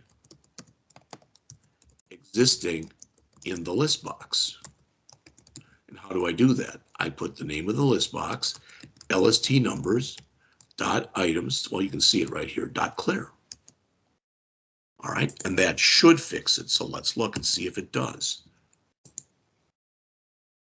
There's my numbers. All right, and it goes so fast you can't even see it, but notice it's not giving me 25 new numbers. All right, so all of that's working. Good. We'll go back and look at everything in just a bit. So far that works and that works. So the next thing to do is our ascending. Okay, so I'm going to call sort array ascending. All right, and which array do I want to pass in? I want to make sure I'm doing the right one. All right, but I can just keep working with the modified one. That should work. So there's private sort ascending, and underneath here I'm going to write private void sort ascending. All right, semicolon there, sorry. All right, so sort, oh, I didn't call it the same thing. Fine. Sort array ascending. There we go. So what do we want to do in here? Well, we want to say the name of the modified. So modified dot sort. All right. Why isn't it showing me that? Let's see.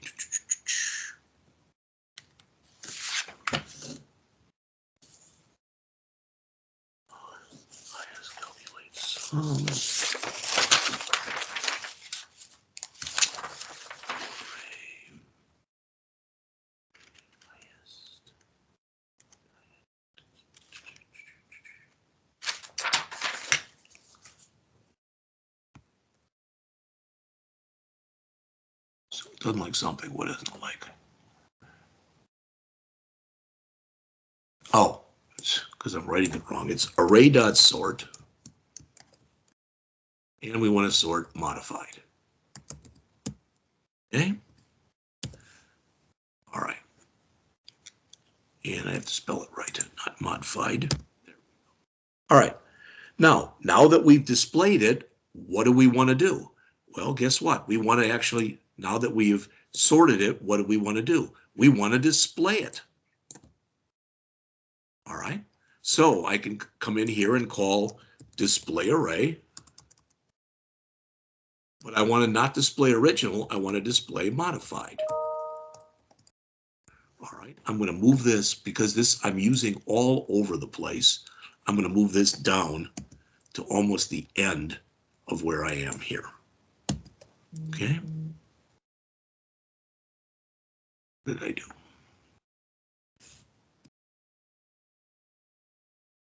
Try it again. So this, I'll just leave it the way it is because it works. So file save. All right. And I'm going to come in here and now there's my numbers, original. Now let's see if this sorts them in ascending order. It does not. All right, so something's goofed up. Well, we'll work on it right now. So let's see. So I've got fill arrays, I've got display array modified, there it is. So let's see, that's fill array, display array modified, original. All right, there is the display array that I want down at the bottom. So let's see if I can move it successfully this time. All right.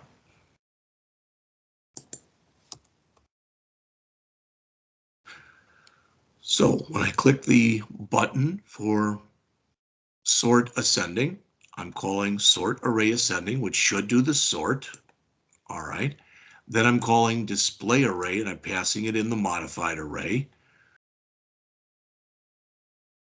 which is here. Oh, that's the problem. It says original right there.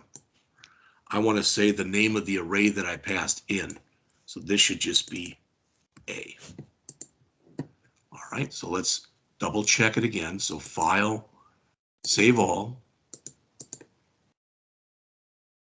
There's our new numbers. There they are.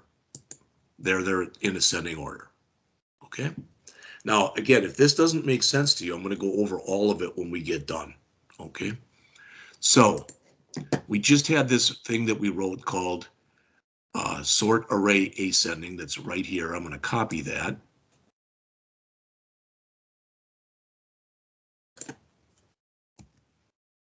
And we're going to put in some code for our descending. All right. So don't worry about that. We'll fix that in a minute. So let's see. What did we call here? I'm trying to be consistent here.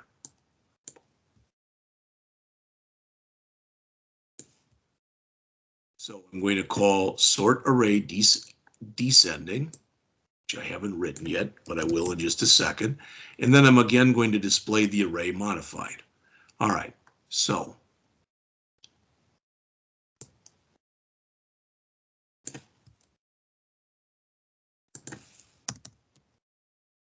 this will be sort array descending, and I'll do my array.sort. Then I will do my array.reverse of modified. Then I will display modified. Okay, looks good to me right now, so let's check. There's my numbers. There they are in ascending order. There they are in descending order. All right, so I've got the first 4 done. So next I want to do my smallest and my largest. All right, well, can we copy anything over from what we did previously for smallest and largest? I don't know. So there was the largest and there was the smallest. So what we can do, all right, is, let's see, to do the largest,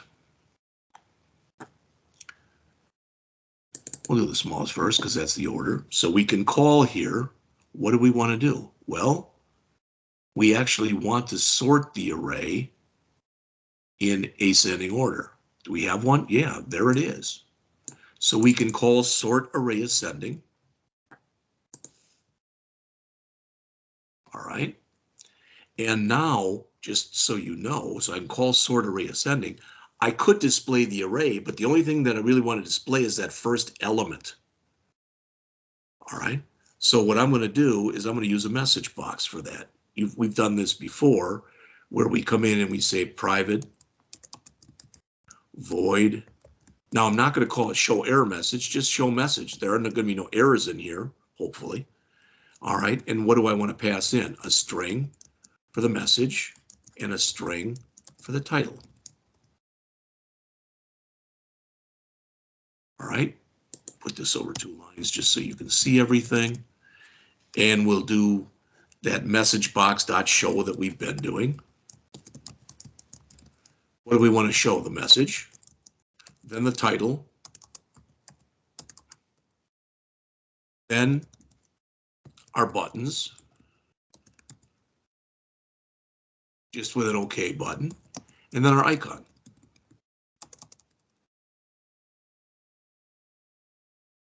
Now, we don't want error as we've been using. This is just information.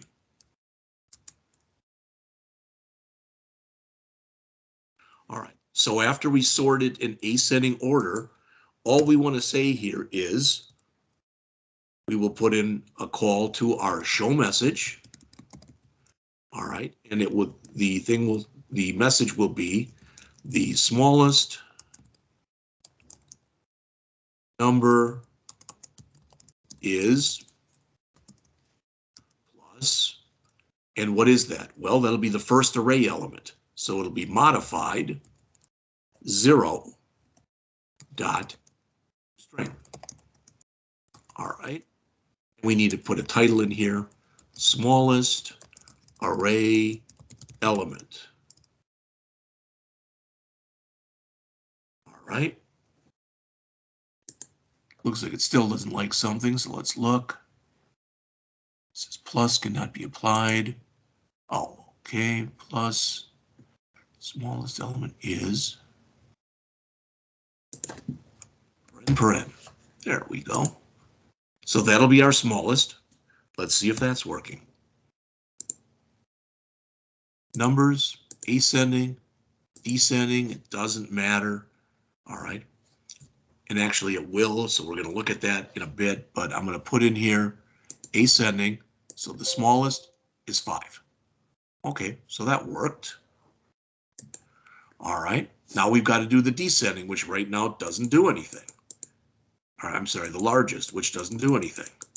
Now notice if I click descending here, so it's in descending order, and I click smallest again, it still says the smallest number is 5. I don't know if that's really correct or not correct, but we're going to figure that out.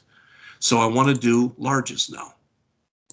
Well, I've already got a routine that I just wrote, all right, that I just wrote for the smallest, and the largest is going to be similar, but not the same. So let's do this.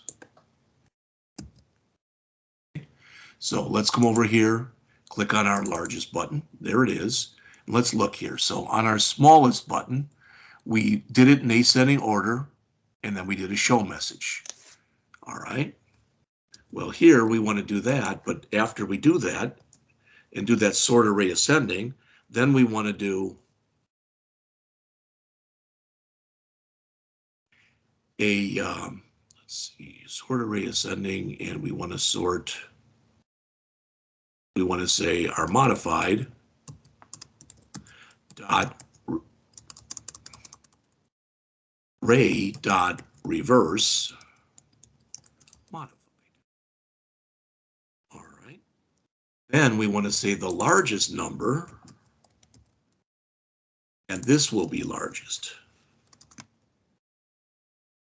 Now, one thing about this is every time I call sort a sort method, sort array ascending, etc., I should be responsible for letting the system know what array I want to sort. So I'm going to pass into this modified. It'll give me an error, but we're going to fix it in a second. All right. So where is that? So we have a sort array ascending, and I'll go and reorder these in just a bit. So there's our sort array ascending. Now I just put modified in there. I could just do it like that, but I'm going to put in here int bracket bracket a for the array, and that'll just be a. All right. So now I'm calling it from here, and I want to also put in modified right there. All right. I want to make sure that it always knows which array that I'm using. So it's always going to be working with the modified array is what I'm getting to here. All right, so I've got sort array ascending. Here again, I have to pass in something. So this will be modified as well. All right, so sort array descending will also need int bracket bracket a, and it'll be array.sort and array.reverse. All right. Let's see what we've got. Like I said, I've got to reorder these, whoops, so that it makes some sense.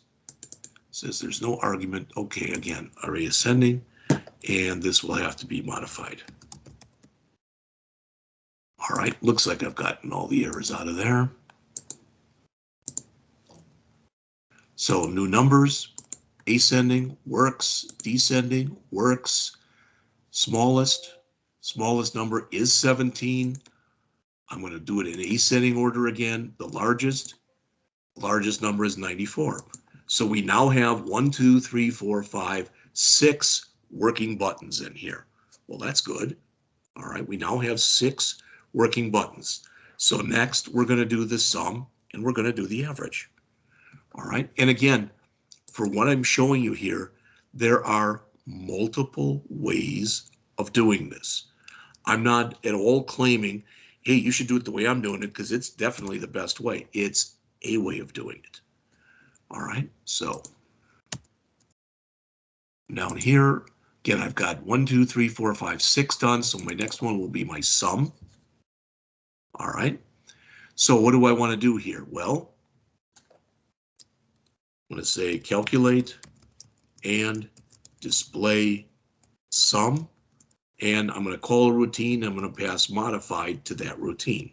All right, I'll put that right down below here.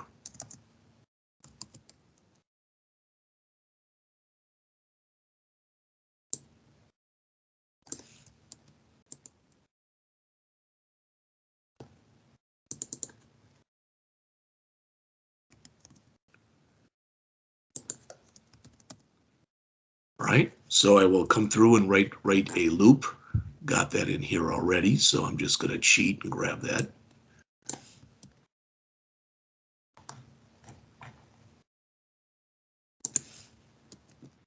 All right, I need an int to hold the sum.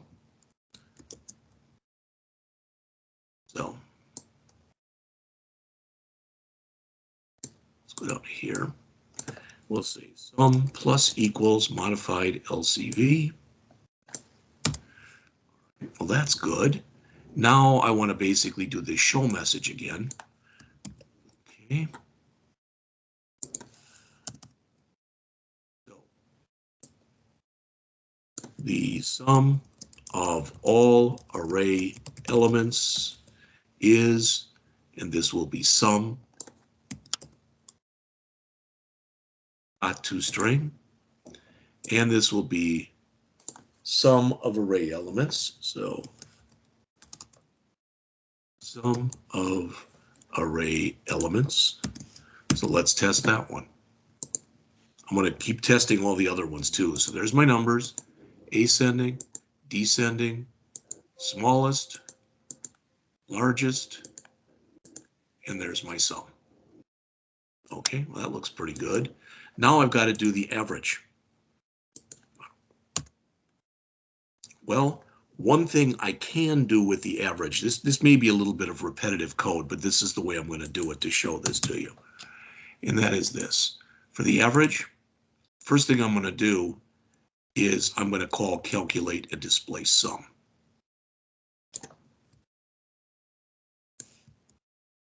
And again, I'm going to pass in modified. All right, then simply, and I'm going to come in here and I'm going to create a decimal, and I'm just going to call it average. That's fine. Equals 0.0m. All right, and now I'm going to grab a bunch of code here because I'm just in a cheating kind of mood here. It's my own code, so don't need that curly. That's there. So I'm going to say here average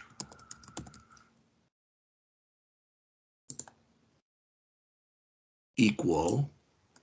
Now I'm going to have a problem here because I want to say this. I want to say sum divided by length. It recognizes length, but it doesn't recognize here sum. Okay, well, how do I fix that? There's different ways of fixing it. I'm going to pick the easiest way, and that is I'm going to come up here where I've got all my stuff, and I've got here the sum that I've never used. So I'm going to use that right now. All right, so where I created the sum up here, and I did this earlier, there was the sum. I'm going to get rid of this, and I'm going to use the sum.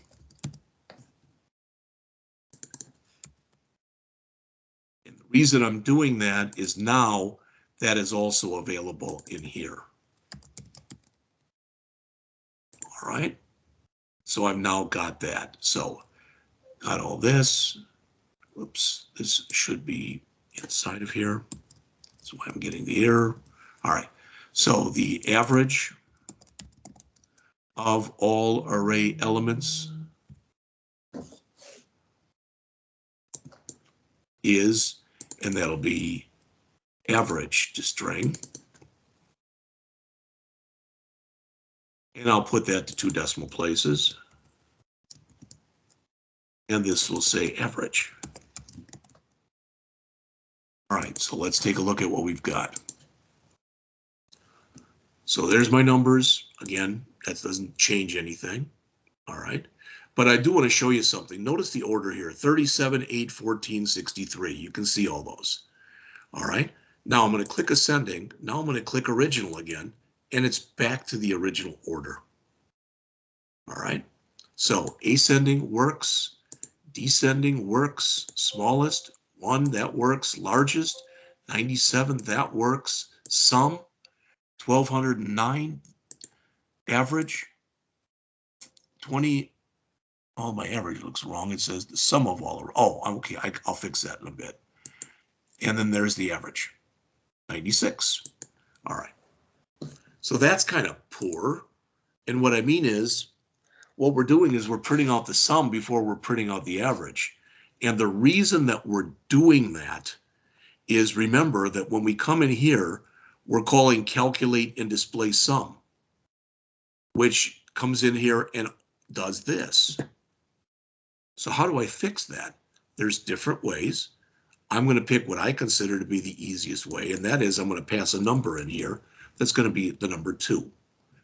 There's nothing significant about the number 2, but when I call it here, I'm going to pass in the number 1. And then I'm going to put in another parameter here, an int, that just says num. All right. So I only want to print this if I called it from here, from my sum button.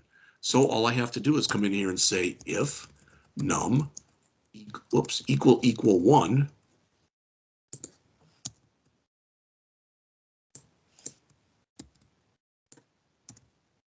like that. So now it should only print this message out if num was equal to 1, which means I called it from here. But here I gave it a 2. So now when I come through here, and let's just quickly, there's numbers, okay? When I do my average, it only prints out the average, which is what I want. All right. So far then we've got done our numbers works, our originals works, our ascending, our descending work, our smallest works, our largest works, our sum works, and our average works. So we've got left sum, range, median, and exit. All right. So let's see. We're going to do the search, but we're going to do that after we take our next break. All right, because that's something we haven't talked about in detail yet. All right, so I'm going to write the range next. Don't have to, but that's just the way that I'm doing it. All right. The range is the largest number minus the smallest number. All right, so right now, I've got numbers, so I should be able to do this. So I'm going to type in here the following. I'm going to create an int that's called the range. And I'm going to set it equal, just for a night right now, I'll set it equal to 0. And let's figure out how we do this. Well, actually, the range is equal to our first element, which is modified, 0, minus our last element, which is modified, and really it's length, do that again, length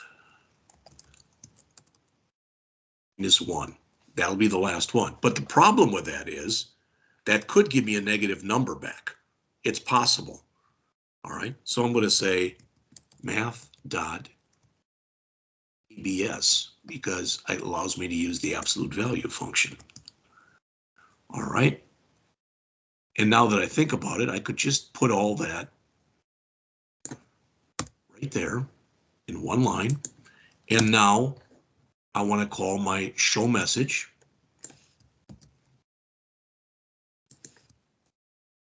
And this will say the range of all these, and that's going to be the range. It no longer needs, because it's a whole number, and range of array elements. All right. And when we get done, we're going to go over each one of these routines. So let's look. There's our numbers. And if I put it in, let's put it in descending order. All right, 98 and 7. So the range should be 98 minus 7. So it should be 91. And that's what it says. All right, so that works. So we've got left search and median and exit. Well, you can already tell what's going to be coming up for exit in just a second. In fact, let's do that. So I'm going to come back in here and I'm going to grab that code that I always grab.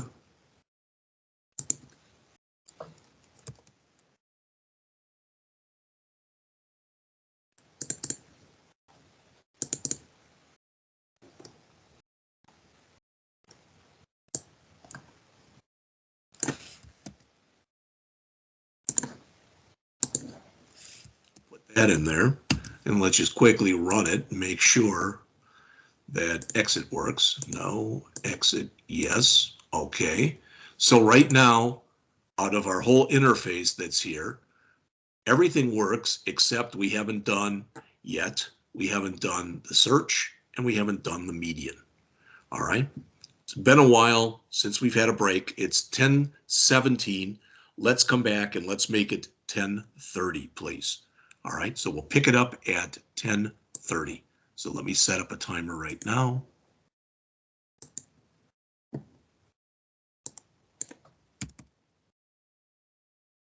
All right. I got to refill my water, so I will be back, like I said, in 12 minutes.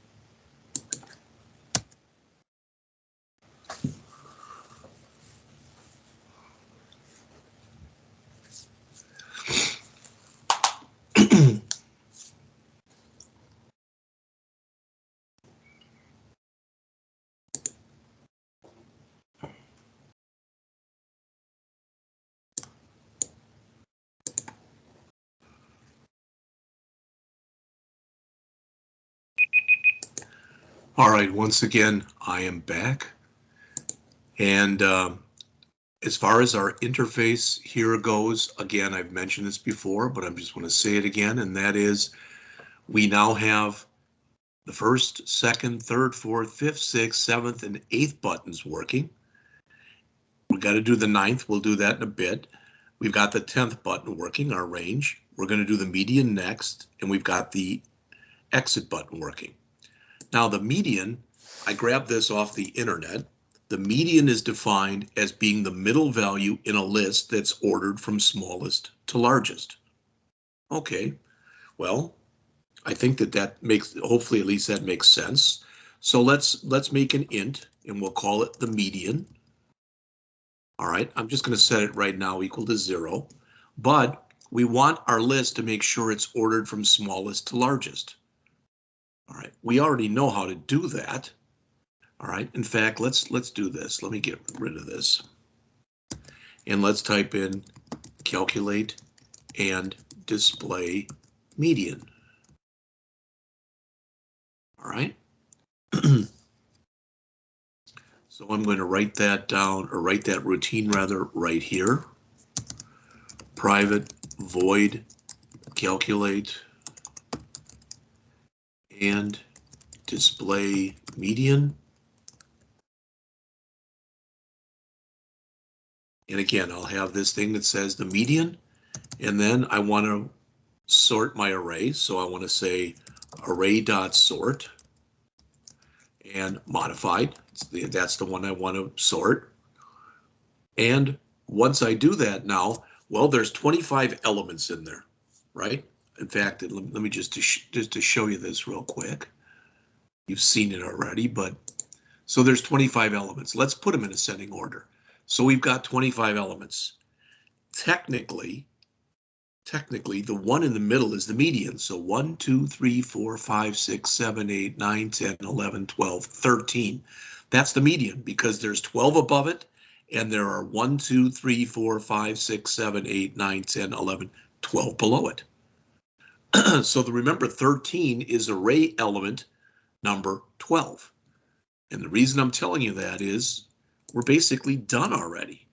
In other words, all right, so the median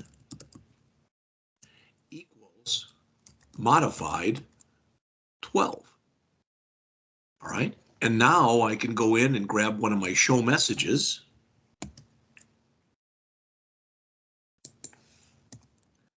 And we'll say the median of all array elements is, and that's the median. All right, and median. Let's try it and see if it works. So I'm going to generate my new numbers, and I will put them into ascending order. I don't have to do it ahead of time, but I will anyway. So I'll put them in ascending order. So the median should be the 0th, 1st, 2nd, 3rd, 4th, 5th, 6th, 7th, 8th, 9th, 10th, 11th, 12th, 72 is the 13th one. So is that what we get? It says 60. Well, that isn't good. The median of all is 60. 1, 2, 3, 4, 5, 6, 7, 8, 9, 10, 11, 12. I guess I miscounted. So let's try it again, and I'll try to count right this time. So new numbers, ascending order.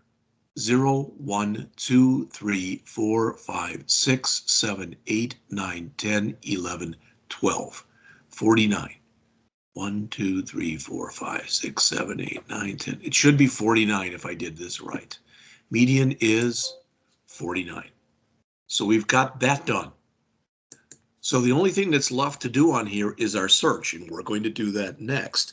Now, in order to do that search, I'm going to bring in what I brought in for you yesterday. And what I mean is we're going to use an input box from Visual Basic so we can ask the user what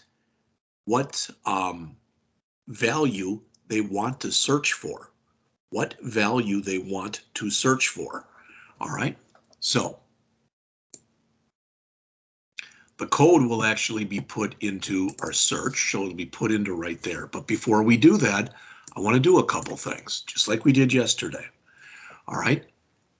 Okay, so I'm going to right mouse click on the name, which is Array Stats GUI. Right mouse click on here, do an add, go to reference, exactly like I did this yesterday. I've already got C#, but I want to add Microsoft Visual Basic. So I'm going to click on that so they're both checked and click OK. Now it added a bunch of references for me. So now at the top of my program, I want to add a using statement in here. Now you can be as finicky about this as you want. You know, technically now I'm putting it in alphabetic order. All right, it doesn't matter. You can put these using statements in any order you wish to do so. That's not really a big thing one way or the other. All right, so we've got that. And this is where I am going to go back. I've been, believe it or not, I've been rewriting this program as I've been putting it out here for you. So when we search, let's go back here to the search. The first thing we want to do now, what I want to do here, okay, is I want to grab the original one, my original array. I guess I could do it the modified one, but I just did it with the original array. Okay, so I'm not going to do any sorting. I'm not going to do anything in here. All right, but I'm going to come in here and say string search string equals interaction dot input box. Same thing that we did, it was either yesterday or the day before, and I believe it was yesterday. All right, so input box, and then what do we want to put in here? Well, I'm going to move it down so you can read everything, and I'll say number to search for. With a question mark, and put just about anything you want in here. So then I'll put in here search, and I'll give it a default value. You don't have to, but I'll say 50 because that's right in the middle. And then I'm going to tell it where I want it to appear on the screen. So this may change, but I'm going to put in here 450 and 200. I'm just positioning it on the screen. It may work like that. It may not work like that. All right, so let's see with what we've done so far what it looks like. So I come in here and I click search. Well, I'm going to want to move it down, but you get the idea. Number to search for. Okay, so I'm going to have to move that. And just eyeballing it, it's going to have to go down further. So let's try 650 and 500. Sure, this won't be right, but you'll get the idea there. So I'm going to have to move it over a little bit more. That's not even terrible right there. Okay, so I've got that. But the number is still a string because I just took it out of an input box. So I'm going to say int search equals that search string convert dot to int 32 our search string. Now we've got a number to search for. That's good. Okay, so what do we want to do? Well, we want to run a binary search. So we're going to come in here and say int result equals array dot binary search. And what do we want in here? Well, you can already see it. We wanted to search the modified array for that search value. All right. If it doesn't find the value, the way that this works is if it doesn't find the value, it will return a negative number. Literally 100% of the time, the number that it returns is -1. It should never return anything else other than that, but it can possibly return another negative number. All right, so I'm going to come in here and I'm going to say this. If result is less than 0, all right, and I'm going to do our show message. All right, and I'm going to put in here, oops, the search value plus what we're searching for, search dot toString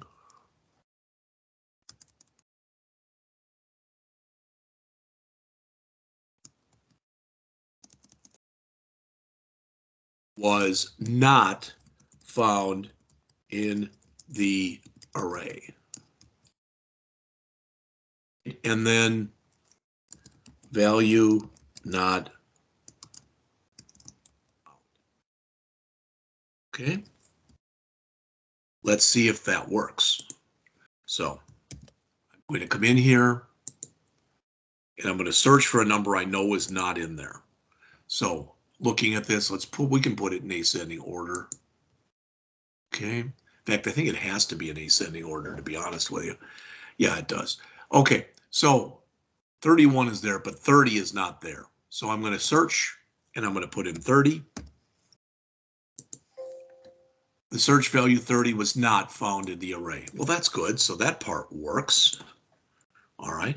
If we put an else in here, well, then we know the value was found. All right, so I'll copy this.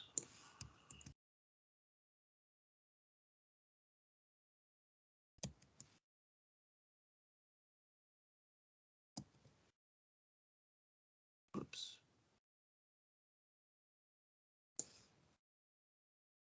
Now, what result will return? What this thing returns is either a negative number if it wasn't found, so it's a negative number, or result returns where it was found in the array.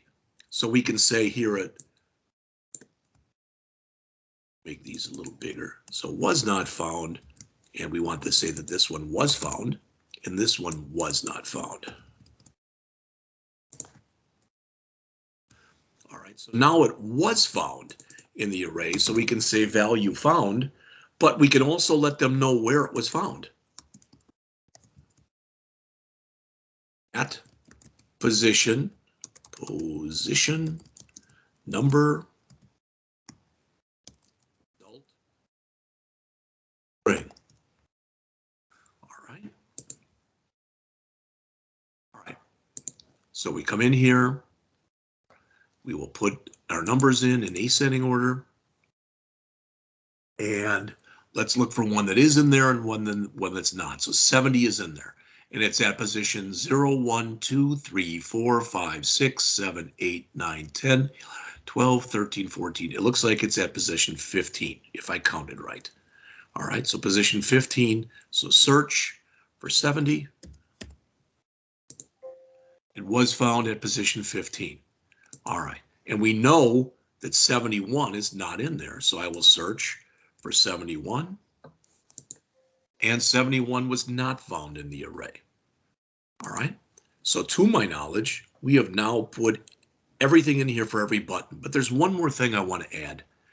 Maybe you've noticed this, maybe you haven't, but when I run this, wouldn't it be nice if I had numbers in here to begin with? I think it would be.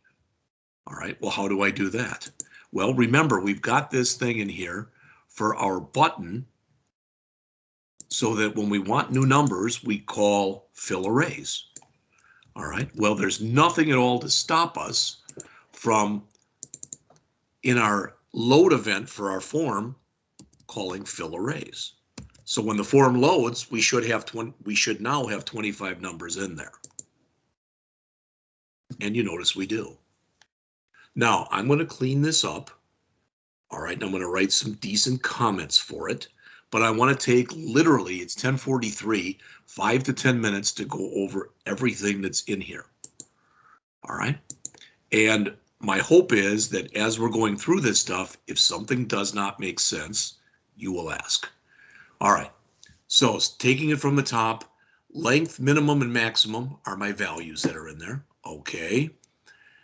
This is the original array. This is, I'm not going to touch that one. So I even put a comment in there that says unchanged array. This will be the array that I modify to do everything with. And this will be that sum. All right. And then this is what happens when we click the first button that says new numbers. We call fill array, which does just that. All right. It gives us an instance of the random class. It fills the array with 25 values. And it calls display array. And remember, display array, which is down here someplace. Again, I'll move these around later. But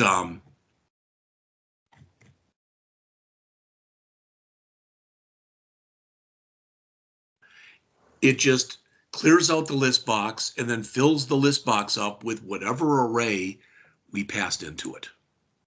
All right, so that's the first one. That's new numbers. Original just calls display array, and it'll always give us the opportunity to show the array in original order. Did we have to do that? Of course not, but that's just the way I set it up. The ascending calls sort array ascending with a modified array. So that just does an array.sort. All right, and then it displays the modified array. Okay, that's pretty simple. The sort descending calls our sort ascending. All right. I'm sorry, calls our sort array descending, which does the sort and then does the reverse. All right. Technically, I guess if we wanted to, we could have, instead of doing it like this, we could have called sort array ascending and then done a reverse here too, but because we're doing the same thing. All right. So that's the first four. Then our smallest does the sort array ascending of our modified, and it just grabs the first element. Our largest does the sort array ascending, does a reverse, then it grabs that element. If we didn't want to do it this way, just so you know, we didn't even have to do this. We could have said here, length minus 1. That would give us the last array element if we wanted to do that without having to do a reverse. All right. That's why I said so much of the stuff that you do in here as a developer, it's up to you. All right. So that is the first 1, 2, 3, 4, 5, 6. The sum just traverses its way through here. So I called calculate and display sum, which does that. All right. That does the sum. And if we call display sum, then that num here is going to be equal to 1, then we will display this. Otherwise, with the average, we call calculate and display sum, but we pass in a 2, meaning that we want to figure out the sum, but we do not want to print that out. All right, so we say average equals sum divided by length. And now that I think about that, that's an int divided by an int. So again, I should be casting here. Again, you can cast either or both. I'm just going to cast them both.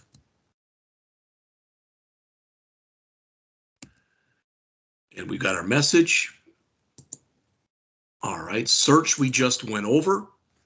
So again, we brought in from Visual Basic, we brought in the ability to go in there and use the input box. All right, and then we asked when it ran the number to search for. Okay, and again, this has got to be moved over a little bit, so I'm going to try to change this to like 700 and maybe 550. You can play with that on your own, or just leave it out if you want. All right, then this is going to be the number we enter into that search box. Then we convert that to an actual number. Then we call binary search. Remember, we have already, let's see. We're doing it on the modified array. So one thing we could do first is always just make sure that the array is sorted. That probably would be a cleaner thing to do here before we call this. So we could say here array.sort and put modified in there to make sure it always modify. There we go. Not I'm actually a good speller, even though it doesn't look like it. All right. If it returns a number less than 0, it wasn't found. If it returns a number other than that, it was found. All right. And then finally, our range, which just takes the one end of it minus the other end, but we don't know if the biggest number is at the beginning or at the end. If the biggest number is at the beginning, this will work fine. If the biggest number is at the end, it'll give us a negative number. So we use the absolute value function for that. And then the median, which is the one in the middle, calls calculate and display median. All right, which sorts the array and then grabs the middle element that's in there. Finally, we went back in and put in fill, we called fill arrays when the program loads. And we did that so that when you run the program, there's numbers in there at the start. All right. Now, that was a lot to throw at you. And I realize much of this class is a lot to throw at you. All right. And one of the reasons that it may seem like I'm rushing through this, believe it or not, Mr. Gudmested is actually farther ahead than I am.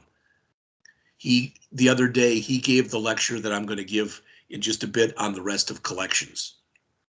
All right. So they're a couple days ahead of us. It's a little bit different because what he can see in the classroom that I can't see are facial expressions. So I can say, and I'm saying it right now, does anybody have any questions? And I can say that, but if no one asks any, again, I have to assume there aren't any. All right, that's the only assumption that I can make. All right, so I'm going to go on. So again, I am asking, are there any questions on any of this stuff that I went over? All right, I will clean it up and I will send you a copy of each one of these, all right, a little bit after class ends today. So that said, then I'm going to jump back into the book. Whoops, not there. Where are we? There it is. Let me move that over. All right, I'm going to jump back into the book and I'm going to go over the last 15, 16, 17, whatever it is, pages. So how to work with collections. Now, the biggest difference between working with arrays and working with collections is, as it says, collections don't have a fixed size. What that means is collections are going to be what are referred to as what is referred to as late binded. So in other words, they're not set until the program's running. What that means is collections can grow and shrink in size as the program is running. So as it says in that second paragraph in there, collections are mutable, meaning they can change size, and that works just fine. Now, you typically want to use arrays if you know exactly how many items of data you're dealing with.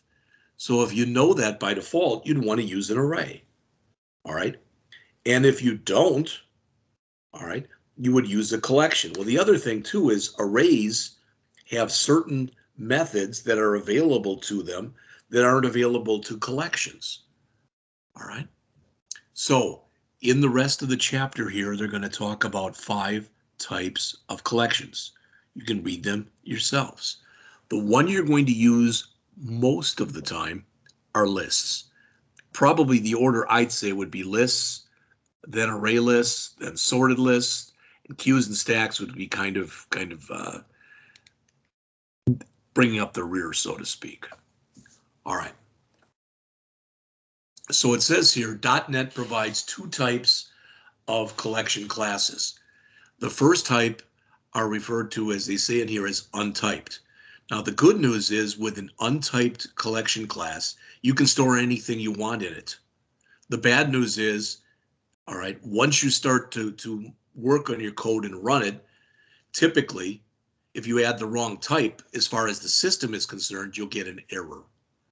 All right, so they're nice in that they're untyped, but they're bad in that even though they're untyped for us, the system still gives it some kind of a typing.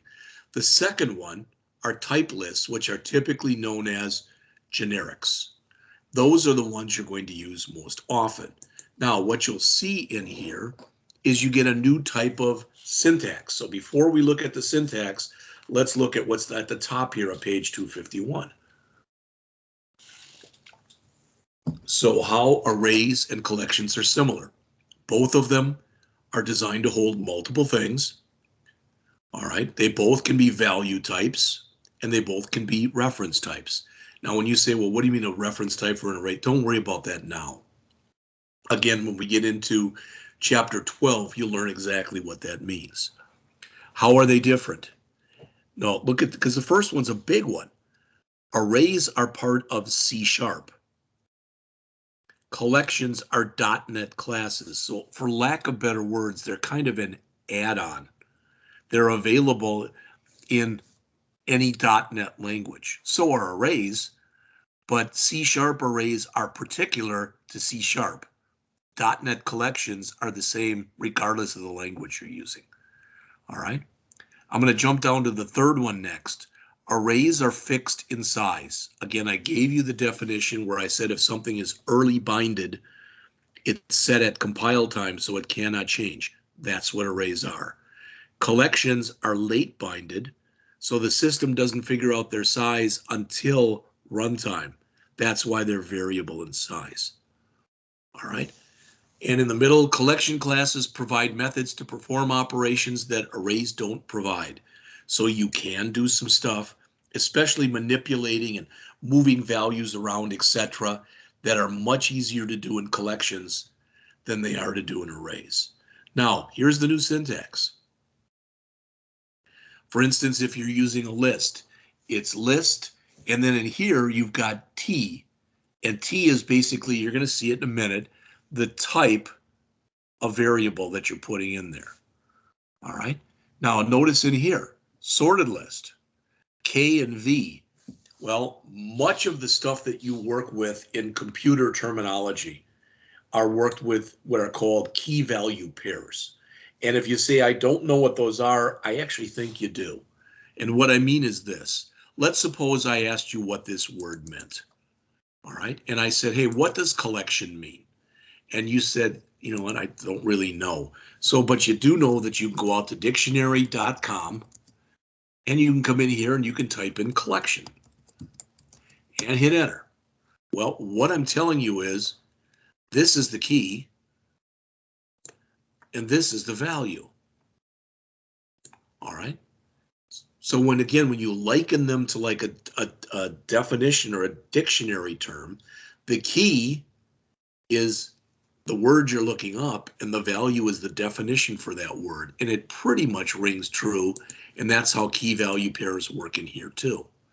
So it says you use the key to access the value. All right. And then that gives you the value. Now think about how and why, etc. you might want to use something like this. All right. Let's say that I'm working for a grocery store and I want to go and order a bunch. In fact, let's say it's a Walmart. All right. And I want to order a bunch of a product. The key could be something like the product number. The value could be either the price or it could be a description of that thing or whatever. But each key must be unique. The value not only can repeat, it usually will repeat, but the key must be unique for each thing that you're talking about. Then you've got a queue and a stack, and notice that they both say uses methods to add and remove elements. I've given this definition before, so most of you have heard it already, but sorry. But the first day that students come in, not online students, but the first day that students come into Rankin, what they have to do is they have to go over to the security office and they have to go in and they have to get a parking pass and they get a badge, which allows them to get in and out of the building. Okay, why am I telling you this? Well, imagine that I send my whole class down there, and let's say there's 15 people in the class. They line up, and the first person who's in line is the first person who will be served. That's a queue. It's called also a FIFO, first in, first out. All right. A stack, on the other hand, is in many ways the opposite. So if you've ever been to a cafeteria where the cafeteria worker comes in and he or she puts down a whole bunch of trays in that little springy thing where they put them, then the last one they put down is the first one you grab. So whereas a queue is a FIFO, or first in, first out, a stack is a LIFO, a last in, first out. We've also looked a little bit at stacks too when we talked a little bit about error handling, and you look and we talked about a stack trace. All right, so you can read some more about collections if you're so inclined right here on the bottom here at page 251. I want to jump in and see. So it says the next figure shows the difference between typed and untyped collections. In particular, it shows that typed collections have two advantages. First, they check the type at compile time, which prevents runtime errors. Second, they reduce the amount of casting that has to be done. Well, let's look at the examples. All right. You'll notice that for untyped collections, it says using system.collections, as opposed for a type collection, it says using system.collections.generic. So for a type collection, you add the .generic on the end. All right, so I come in here and I say, I want an array list of numbers, and it's going to be a new array list. And then I add to it the number 3, then I add to it the number 7, then I add to it the word test. All right, then I attempt to count everything that's in these 3 things. So it's going to say 3 plus 7 plus test. All right, and to make sure that it works correctly, I have to cast all of these so the system knows what it is I'm trying to add. All right, when it comes to right here, even though this program will compile, when it gets to right here, it'll blow up because it'll try to go and cast the word test into an integer, which won't work. So that's a disadvantage, as the author says right there. That is a disadvantage of using collections. All right, the untyped collection. You have to do casting, and the program might blow up at runtime even though it'll compile. On the other hand, when you use a type collection, so notice this is array list numbers, but now you say list and you let it know the type of list, the value that the list is going to hold. So that's a list of integers. All right. Plus, when you create this, you'll notice it looks a little goofy here as far as the syntax. Well, let me get that out of there. Because you say list int numbers equal new list. So what are we doing? We're instantiating an object of the list class. It is of type int, and you need the parens in there too, or it won't work. Now, the way that this does work in here, this will blow up because right now, at compile time, it'll show that that's an error. All right. So as they say here, here's the 2 advantages. Typed collections check the type of each element at compile time, so you won't get runtime errors like you can get with untyped. And second, they reduce the amount of casting that's needed. All right. How to work with a list. Again, the list is probably the one you're going to be using the most often. All right. Now, the way that this works, and I want to mention this to you, I'm going to use this example right here, this thing of last names. Okay. What that'll do is that'll create a new list, and it'll allow you to put in 3 strings. Okay, so what happens if you put in a 4th one? Does the program break? The answer is no.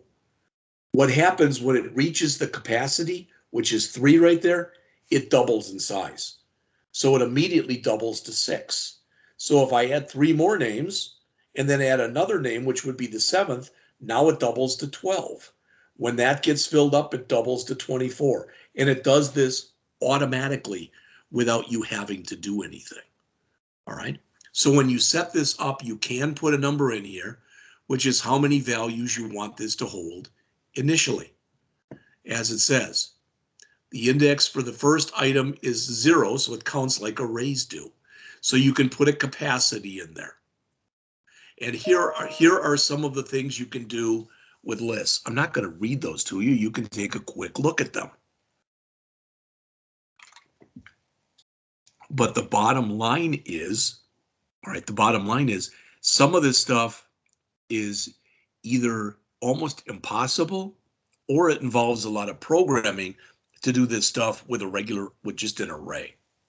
All right. Notice like we just did, you can do a binary search. You can remove a certain element in a list. All right.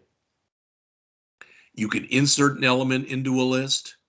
You can add an element to an end of a list, or you can insert it at a place you want in the list. So there's a lot of stuff that you can do in here, and here's some examples. I'm not expecting this to totally make a lot of sense, but When we get into chapter 12 and we start going in there and we start building, all right, we go in and we start building some stuff where we are, let's just put it this way. When we get into chapter 12, we start talking about object-oriented. We're going to create our own data types in there. When we create our own data types, lists might come in very handy. All right, I'll just leave it at that. All right. So again, there's more examples here. So they show you, as you can see right here, there's the syntax for grabbing a value that's in a list. All right. And then they show you how you can retrieve the first value. It shows you how you can remove different elements that are in there and exactly how the list goes. And basically, they've done an insert here. So there's 2745. That replaces the number that was in here. 3275.6. 8M gets replaced with 2745.73M. And there it is. The other numbers just move down accordingly. So there's a lot of things, again, that you can do with this that are darn near impossible for you to do when you're working with a regular array. All right, so that's a list. Then there's a sorted list. All right, with a sorted list, again, we're going to be working with those key value pairs that we just talked about a few minutes ago. And as it says, the key gets or sets the value of the specified key. Keys will show you all the keys that you have in the collection. Values will show you all the values in the collection. All right, capacity, as it says, gets or sets the number that it can hold, and count is how many are currently in there. So this is some of the stuff you can do with this. You can add an element. All right, you can clear out all the elements. You can see if a key is in there. You can see if a value is in there. You can remove a key, and you can remove something in a certain place in the list. So again, they show you in here a bunch of examples. And on the bottom of the page here, as you can see on the screen, it says the items in a sorted list consist of key value pairs. And the items are always sorted automatically by key value. All right, and you'll notice I'm not going through a lot of these examples. All right, this, to my knowledge at least, this won't be on the test. This won't be in the homework. This won't be in the labs. But it's something that you have to be exposed to now. Not that you had to be exposed to it now, but it's something you are exposed to now that we're going to use more later on in the semester. So again, there's more examples here that you can take a look at. As it says, you can use the key for any item to look up the value for the item. That's important because what they're saying again is each key must be unique. Back in the olden days, like when I was your age and they had phone books, you know, if somebody wanted to see my number, because back then nobody had unlisted numbers basically. But if somebody looked up Jeffrey Scott, that's a common enough name that there could have been a lot of them. Well, my middle initial is P. But who's to say that there wouldn't have been multiple Jeffrey P. Scotts in there? But what's important is when we work with lists, each key must be unique. All right, as long as you keep that in mind, you'll be pretty well off. All right, then they go into queues and stacks. And notice when you add something to a queue, it is called NQ. When you remove something from a queue, it's called DQ. Notice when you add to the end. Just like with the example that I gave you before, when somebody goes and wants to go and join a line, they join at the end. All right. And if somebody gets serviced, it's from the front. And that's what they're saying with NQ and DQ. All right. Plus there's a clear method, which basically clears everything out. And there's a peek method. It says retrieves the next item in the queue without deleting it. The reason that peek can be important is if peek returns -1, that means there's nothing in the queue. All right, if peak returns -1, that means there's nothing in the queue, so you can check for that. Okay, now that's queues. Stacks, all right, notice they're different methods. The first two methods.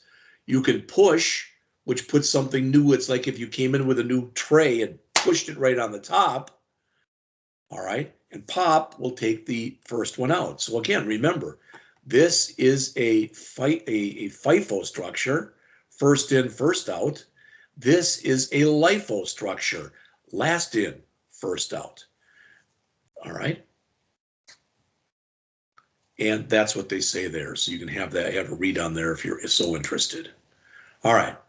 So how to work with an array list, which is pretty much the only one in here we haven't talked about in much depth or breadth of coverage. It says, although you'll probably want to use type lists whenever possible, the next figure will show you how to work with an array list. As it says, it's the most common type if you are going to use untyped collections. It says this should illustrate both the similarities and differences between typed and untyped lists. For the most part, an array list works like a list. However, there are differences. Let's quickly look. First, when you create an object of an array list class, you don't define a type within those brackets. All right. Rather, each element is stored as an object type. As a result, any value that gets stored in there must be converted. That's why, if you remember before when we looked at that, we did a cast to an int. The value of putting a value in an object is known as boxing it. Taking it back out is known as unboxing it. All right. So it says second, when you retrieve an element, you must cast it to the appropriate data type. All right. And again, that's unboxing, as I already mentioned. The rest of the examples it says work similar to the list ones. So again, when you do this and you create it, an array list, we're not giving it a type. We're not using the angle brackets. All right. And that's pretty much what they say in here. Okay. Remember that not the array list, but pretty much everything else is part of the systems.collections.generic namespace. Array list is part of the systems.collection namespace. All right. And that's it. So I'm done with that. One more thing, and then I'll get you out of here for the day. Okay, don't know what that is. All right. Oh, that was the thing I was looking at. Let's quickly take a look at your program, your homework that you're going to have for this next thing, and your labs. All right. So we're going to take a couple minutes to do that. First of all, here is the homework. Now, Chapter 8, display a test scores array. Hey, guess what? You've already done this, or you've watched me do it. All right. So the only change is when you click the display scores, when I did it, I put a list box in there. They want you to just show them on the screen. All right. So I'm going to let you do that one yourselves because you basically have all the code to do that. I don't see where that would be a stretch for anybody to be able to do that. So I'm going to have you do 8.1 on your own. And then display the list. In this exercise, you'll modify it so that it saves the scores you enter into a list and then enters the user display. So you're using a list for it. Now, that's going to be a little bit more of a challenge, but you can do that one yourselves too. I really believe you can. And if you work on it, and if for whatever reason you can't do it, all right, or there's something that just doesn't make sense as far as what you're supposed to do, send me an email. Now, what a lot of people have been doing is they've been sending me email and they're like, my program won't work. It gives me this error message, and you print out the error message. Although that's nice, a lot of times I'll write back to you and I'll say, you've got to zip your entire program and send it to me because I don't know, because that error message can be caused by a lot of different things. All right.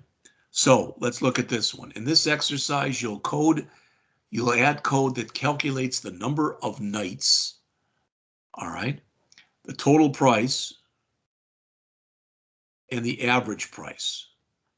What does that say? Well, it says Friday and Saturdays are $150 a night, and others are $120 a night. All right. So you're going to have to go in and check what day of the week you're working with. All right. Now, could I just make you do this one? Yeah, but I think we'll do this one as a class on Monday because I had mentioned that we were going to go through a date time example in class. So we'll do that one as a class. All right. What that means is this will not be part of your homework. You will not have to turn this in. That said, if you watch me do this one on Monday, you can either A, do it along with me, or B, watch the tape, but I'm not going to send out the copy of the code that I write. All right. 9.2, working with strings. This is not a hard one either. You put in an email address and you type in parse. When you type in parse, it grabs everything before the @ sign and it says that's your username. So for instance, I'm jpscott@rankin.edu. So my username is jpscott. My domain name is rankin.edu. So you break that up. Then you put in city, state, and zip as 3 different fields, and you concatenate them together. That's not a hard program at all. It really and truly is not. I'm going to let you try that one yourselves. So out of these 4 problems, all right, out of these 4 problems, 8.1, 8.2, 9.1, 9.2, 8.1, display a test scores array, I'm going to let you do. 8.2, display a test scores list, I'm going to let you do. 9.1, calculate reservation totals, we'll do together. 9.2, work with strings, I'll let you work on. All right, and that will get us, that is, so what I'm saying is for the homework on there, you will do 8.1, 8.2, and 9.2. I will do 9.1 for you in class next week. Now let's look at the labs. I think I've got them both open. All right, so here's the first one. There's actually 2 pages. So I'm going to look in here. All right. I will write this stuff down as well, just so you know exactly what is going to be required for you to do, what I'll do in class, and what we just won't do, period. All right. This first lab says, let me put this on one page and make it bigger so everybody can see it, including me. All right. So this first one says, write a GUI application that calculates delivery charges to 10 different zip codes. The program must provide all past unit tests. It must store this in a table of parallel arrays. Use an appropriate loop. Well, what does that mean? That means you're going to have 2 arrays for this program. You will have one array of zip codes, and it'll have 10 zip codes in it. You'll have another array of 10 delivery charges in it. All that means is that you will create 2 arrays, and when that basically they're what are called parallel arrays. And if you say, I don't know what you mean, let's quickly take a look at it. So let me bring up a notepad here. And I'm going to say, for instance, I'll say string, bracket, bracket. I'll just call it zips, equal. And then I can put in here 63101, 63103. Hopefully I don't have to keep going. That makes sense to everybody. All right. So you're going to have 10 of those. Okay. And so I'm just going to put ... here. You don't do that. You will actually fill in all 10 of them. All right. Then we will have another array that is going to be called something like delivery charges or whatever. And so I'll make here, this will be an int. It's $, so I really should make it a decimal. Decimal, bracket, bracket, and we'll just call these charges. And we'll set that equal to what? 20M, 12M, 25M, etc. I'm going to put the ... in there. You would fill in everything. So we now have 2 arrays.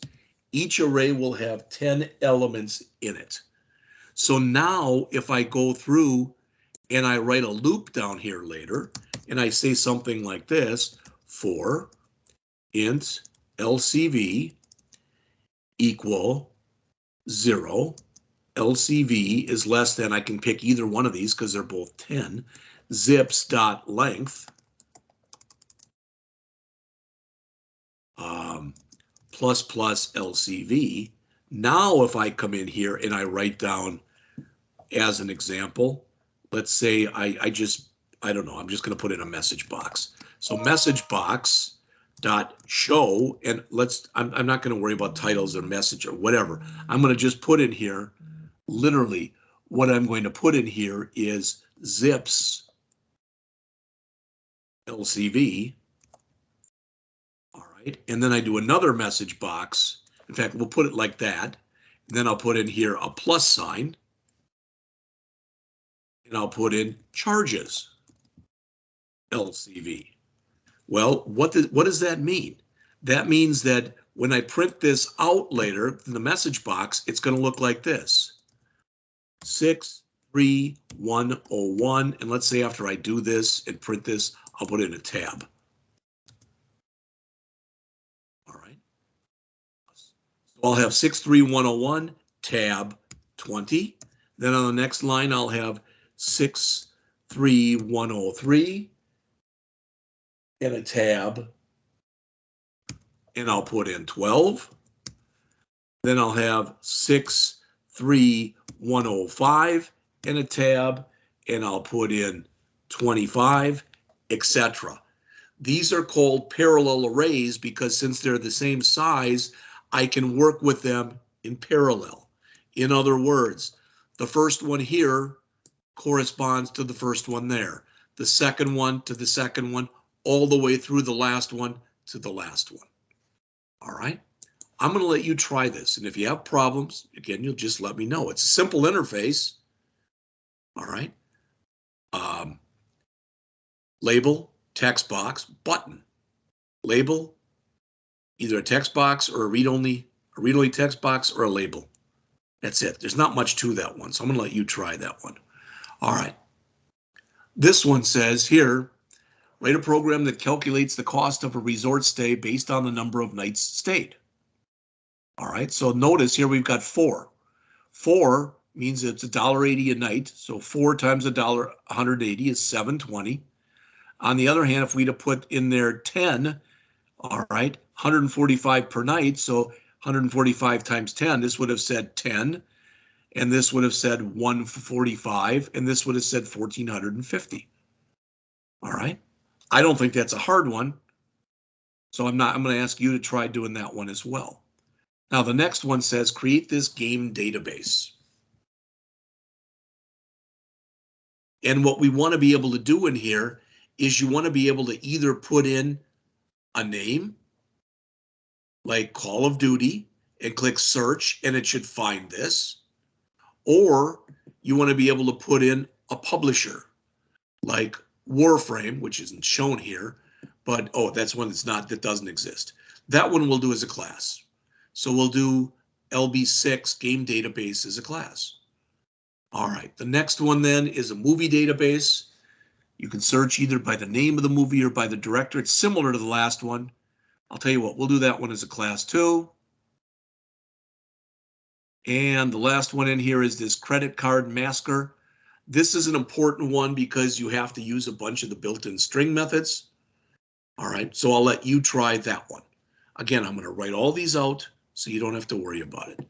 So that's the first set. And then in the second set, there's only a couple in here. And this first one, I think is just a bizarre problem. I'm just going to skip it. It lets you do some reversing stuff. I don't care. This I want you to do because you use the string split. All right. So as it says, it sorts all of the words in a phrase. So if you run the split on here, it's going to create an array with 1, 2, 3, 4, 5, 6, 7, 8, 9 elements. If you run the sort method on there, it'll sort them in alphabetic order. I'm going to let you do that because it's not a hard problem to do. All right. This one here, I think I know what Mr. Smith was trying to do, but I've had people tell me they have nothing but problems with it. So this write an application that accept bids for an online auction, we're going to skip that one. All right. And this last one, this thing accepts 20 integers and calculates some statistics. Hey, does that sound familiar? It should. So I'm going to let you do that one. So when I get done, I'm going to write down and send to you the ones you'll have to do. The ones we'll do as a class, so you won't have to do them. They won't be part of the homework or labs, and the ones we're just not going to do, period. So with all that said, does anyone have any questions on anything we went over today? All right, then there's probably about, I probably have shown you 3 or 4 of these that I said we do as a class. That's what I plan on doing on Monday. All right, and I don't know how long that's going to take. So instead of doing this, I'm going to move all this stuff down for Tuesday to 7. That will be lab all period. And again, I will be on Teams. All right, for Wednesday, which is, so that'll be Wednesday will be the 9th.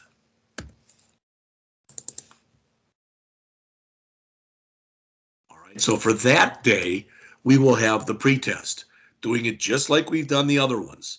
I'll give you from 8 o'clock till about 9:45, and then it'll have 2 problems on it. Probably I haven't written it yet.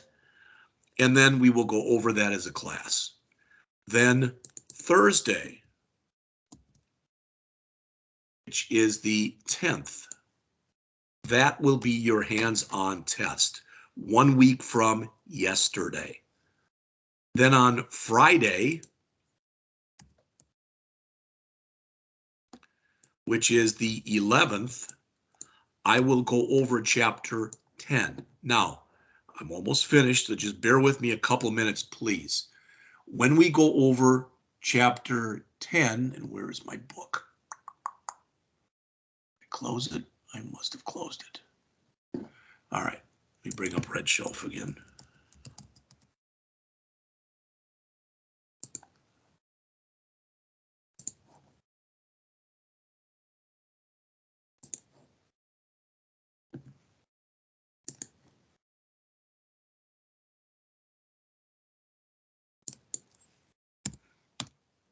All right, so we have 10 and 11 to do next.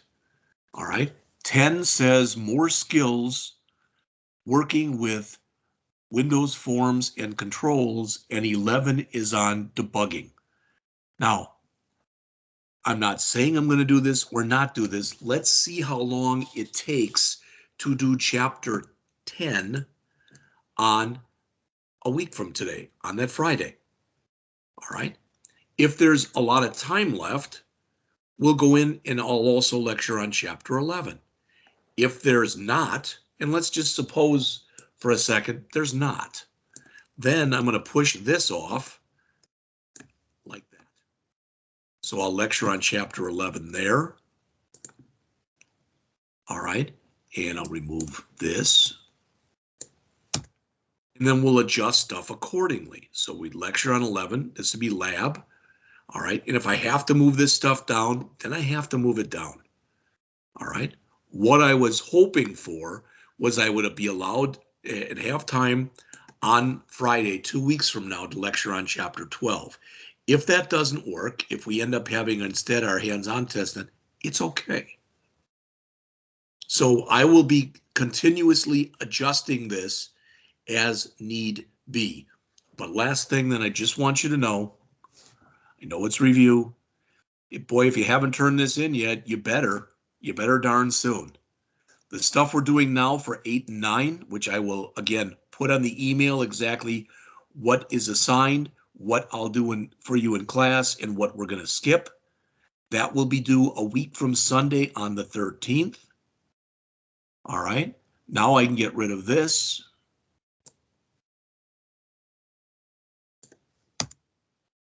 And this week going to go in here. So when you come back on Monday, I've got lab all period, but what I mean by that is we're going to be doing some problems as a class, and whatever time is left is just lab for you. All right. Tuesday will be lab all day. Wednesday will be the pretest. Thursday will be the test. Friday I will lecture at least on Chapter 10 and go over problems. And if there's time, go into Chapter 11. If there's not time, we won't. I will tell you that virtually, I believe, all of your next test for 10 and 11, all right, will be on Chapter 10. 11's on debugging. The only way I can do that is I can give you a program with bugs in it and let you debug it, and we'll see if we do that or not. All right. So last time for this week, are there any questions on anything that I have gone over with you today, be it either the programs that we did or the rest of Chapter 8 or these assignments right here? Questions? Anybody? All right. It is 11:30. So hearing that there are not any questions, all right, I will talk to you on Monday. Have a nice weekend.